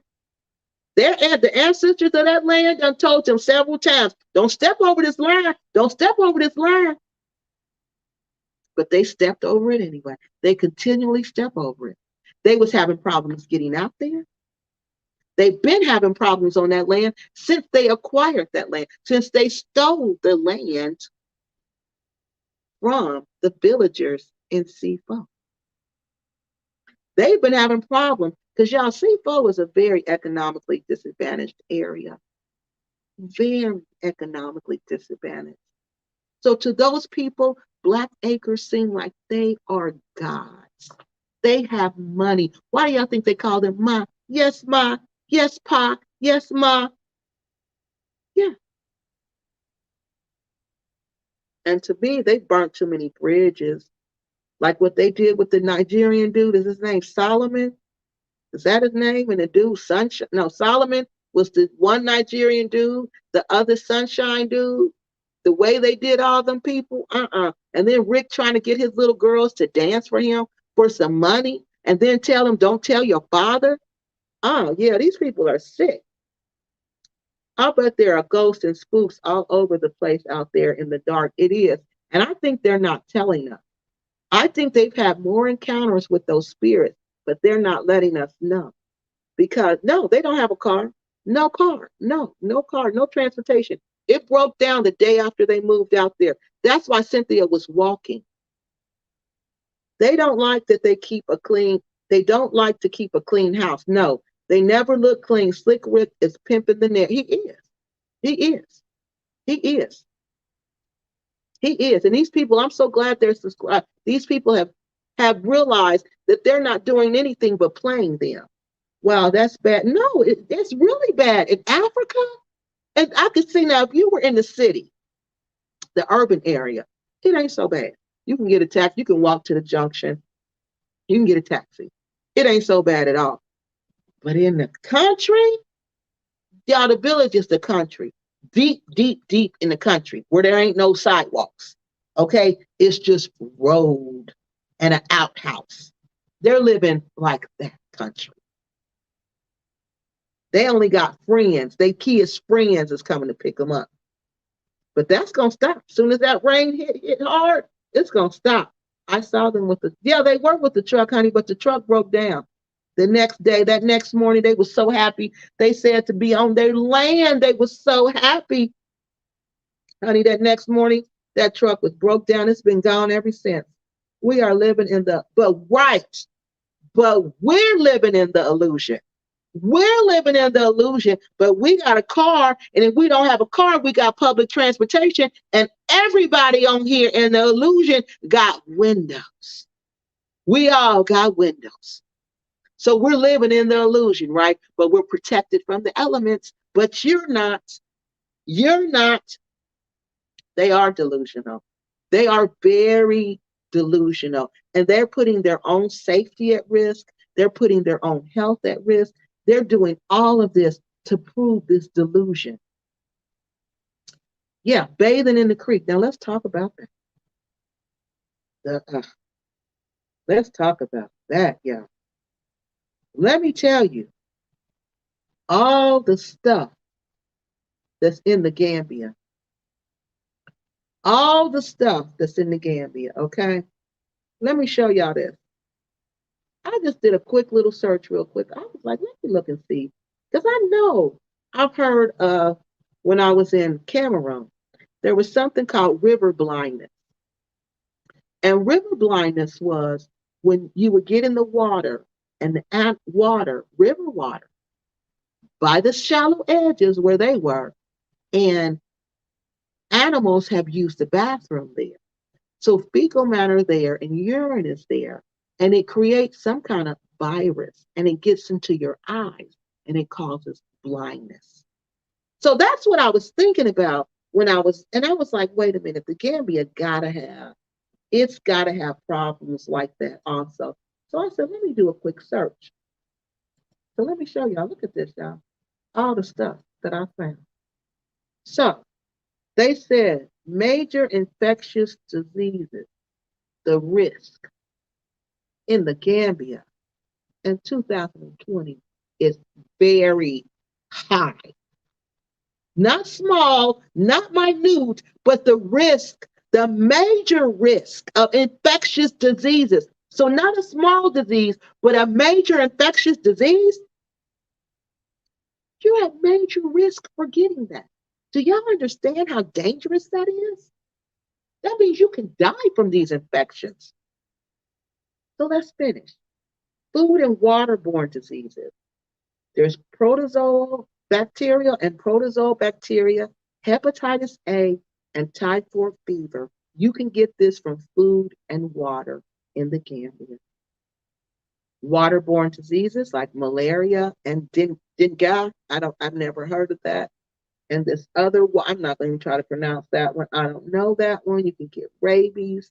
You can get meningitis, hepatitis A, hepatitis E, typhoid fever, malaria, yellow fever, Japanese something. Comes from mosquitoes around water. African something else comes from a protozoa, and you were bitten by a blood sucking fly. The fly even has diseases. Yeah, I can't pronounce these. This one you get it from. Oh, this is in Saudi Arabia. Okay. This one you get from rat. They have rat plagues, bacterial diseases transmitted by the fleas that are on rats. You can get a plague from that. And all of this, it goes on and on. And this is another one, this la fever, Lasea fever. Let me tell you about this one. This blew my mind when I found out about this one. Well, rats, when they drop feces, it can dry. And you know how dry the Gambia is. And when it dries, it can be blown. And if you inhale it, it can cause you to get this disease, this lazy fever viral disease. Can you believe that? And you think we're making this up? No, it came from the CIA World Factbook.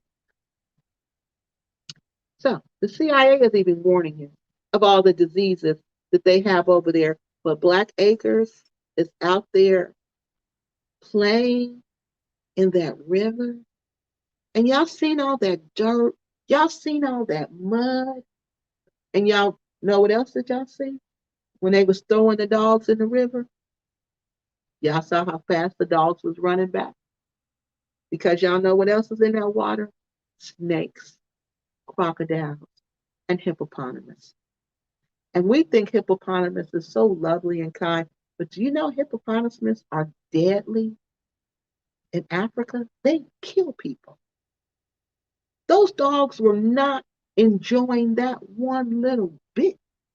Those dogs were scared once again. And then you see when they got out the water, they ran all the way back to where the end of the little beach thing was. Yeah, because they knew something was in that water. Those dogs are scared to be out there because they know things are out there. They know they are, but they're not going to tell us. Black Acres is they're going to slip up and tell us. That's why I keep listening. Well, they can be bathing down at the beach. Well, they can go back. No, that's what we was just talking about. That river is infested with all kind of diseases. They went down there, but oh no, they shouldn't. Diseases and all kind of viruses and all kind of alligators and snakes and crocodiles. Yeah, no, they can't do that. But they obviously don't know that because they was down there playing in the water. Even the dogs are scared. Yeah, they were. They were scared. They were scared because they knew something was in that water. Because I was like, why are the dogs going in the water? And some of those, yeah, they are. A lot of them. I told y'all. They even tell you that they vicious. They even tell you that they vicious. Ain't nobody got to lie on Black Acres. I get all my information from them. This is the problem that I love with Africa. You have to have barbed wire, electrical fences, walls, barricades, bars on the windows, strobe lights, you name it, just to live there in peace. And that's the truth. That's the truth. Especially if you got something. If you got something, you got to have all of that. And that's why I said I cannot live there 365 days a year. I can't. I'm sorry. I can't do all that. I can't deal with all that extraness every day of my life. I got to come back to what Rick calls the illusion. Because I know in the illusion, I don't have to do all that and I can be safe. Okay. No matter what they tell you, the police are not hunting us down like dogs. They're not. They're really not. Now, some of us have had unfortunate events with messed up people who happen to be police, racist people who happen to be police, but I can't say the police by and large are just going around hunting Black people like Rick from Black Acres wants you to believe that we don't have any peace and we're constantly harassed. That's such a lie. But they're living like this. No, you don't have any peace. When you got to live with 20 dogs to feel safe, you don't have any peace. And people are still coming on the land. Yep, you still coming on the land. People are still getting on there. I'm shocked that they have not caught something with the windows open at night. Well, you know what? They're probably not going to tell us. And they've been there, 4 weeks?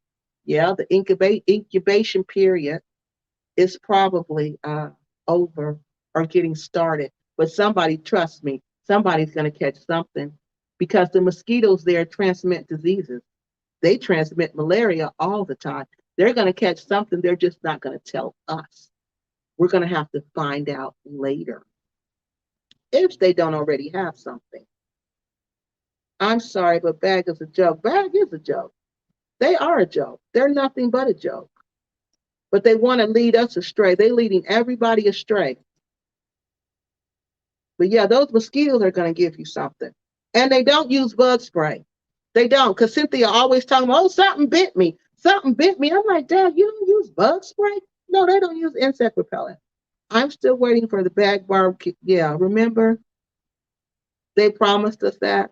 We're going to have a big barbecue and everybody's going to come out here and we're going to all celebrate alive. Hippos kill more people than lions. Yeah, they do. Yeah, they do. While y'all out there playing and frolicking in that dirty water with mud everywhere. Don't forget Bag Marina. Yeah, remember that? Yeah, they're going to have boats, jet skis. Yeah, remember that? Delusional. Completely delusional. And they heard that from our idea. We were talking about that, remember? So let me see if that's all I got. Oh, we got one more question. What's the shelf life of the fruit view fruits and vegetables they manage to harvest. Well, most of it go bad since they're only harvesting for their family and not selling the crops. Yes, a lot of it goes bad all the time. That's why you see it just laying out there because nobody wants it. Yes, it goes bad, but that's the game to make you think that when the cameras are off at bad, nothing is happening. Nobody's watering plants. Nobody's doing anything because all of that is a game. All of that is for show. So what do y'all think? That's what I think. I think it's all a game. I think it's all for show. So let's go back here because the whole thing, let's read the last question because I want to get y'all off of here. Have you looked at the condition of the things they pull out of the land? Most of them looks inedible. And they are. Those greens had so many holes in them. How do you even eat greens with holes like that? With insect holes in them. So if they got insect holes in them, that means they got insects on them. So you're taking them to your house with those insects on them. And do you know there's another virus that you can get from animals using the bathroom, doing their waste on top of the vegetables? Because that's what bags animals do. They use the bathroom on top of them crops. They call that fertilizer. But do you know your crops can become contaminated and people can get sick from that? Yes. Yes. So Black Acres, this all nothing. This was not about growing the crops. This was not about the communal farmland. This was not about, wait a minute, the garden, the communal garden. There's a farmer. One of them is being a farmer. It was not being a communal farmer like they told us. It was not about having the house for us. It was not about having the housing for us. It was never about the repat community. It was always been about Black Acres. It's always been about them having all this acres. Like he said, he's going to give that house to his son when he comes, and then they're going to build another house for them. And then they're going to build houses for the other kids. Not one time are they talking about all the things that they promised us when I never gave them money, but when the repats were giving them money, when the people in the community were giving them money. Never did they talk about that. Never. Now they're talking about all the stuff they're going to do for them and their family. What happened to the restaurant? What happened to the big barbecue? They were all lies, people. They were all lies. All lies to get what they could from us. That's all it was about. That's all it was about.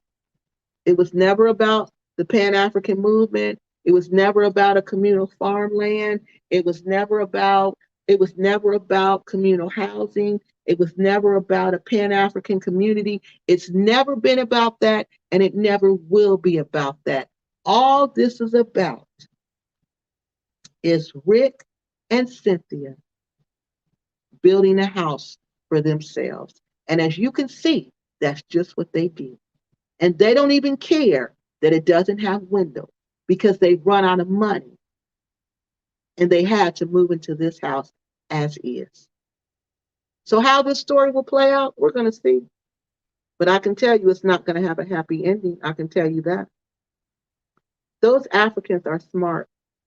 When they want to break into your house, I heard about an expat who got their house broken into. They melted the bars off the window. Yeah. So that door in her bedroom where she keeps all the money, honey, that you tell us on YouTube, they could easily melt that door off and take all the money. I wonder how people are living when they say their lives are better in the Gambia. I can't imagine being knee deep in water half of the year.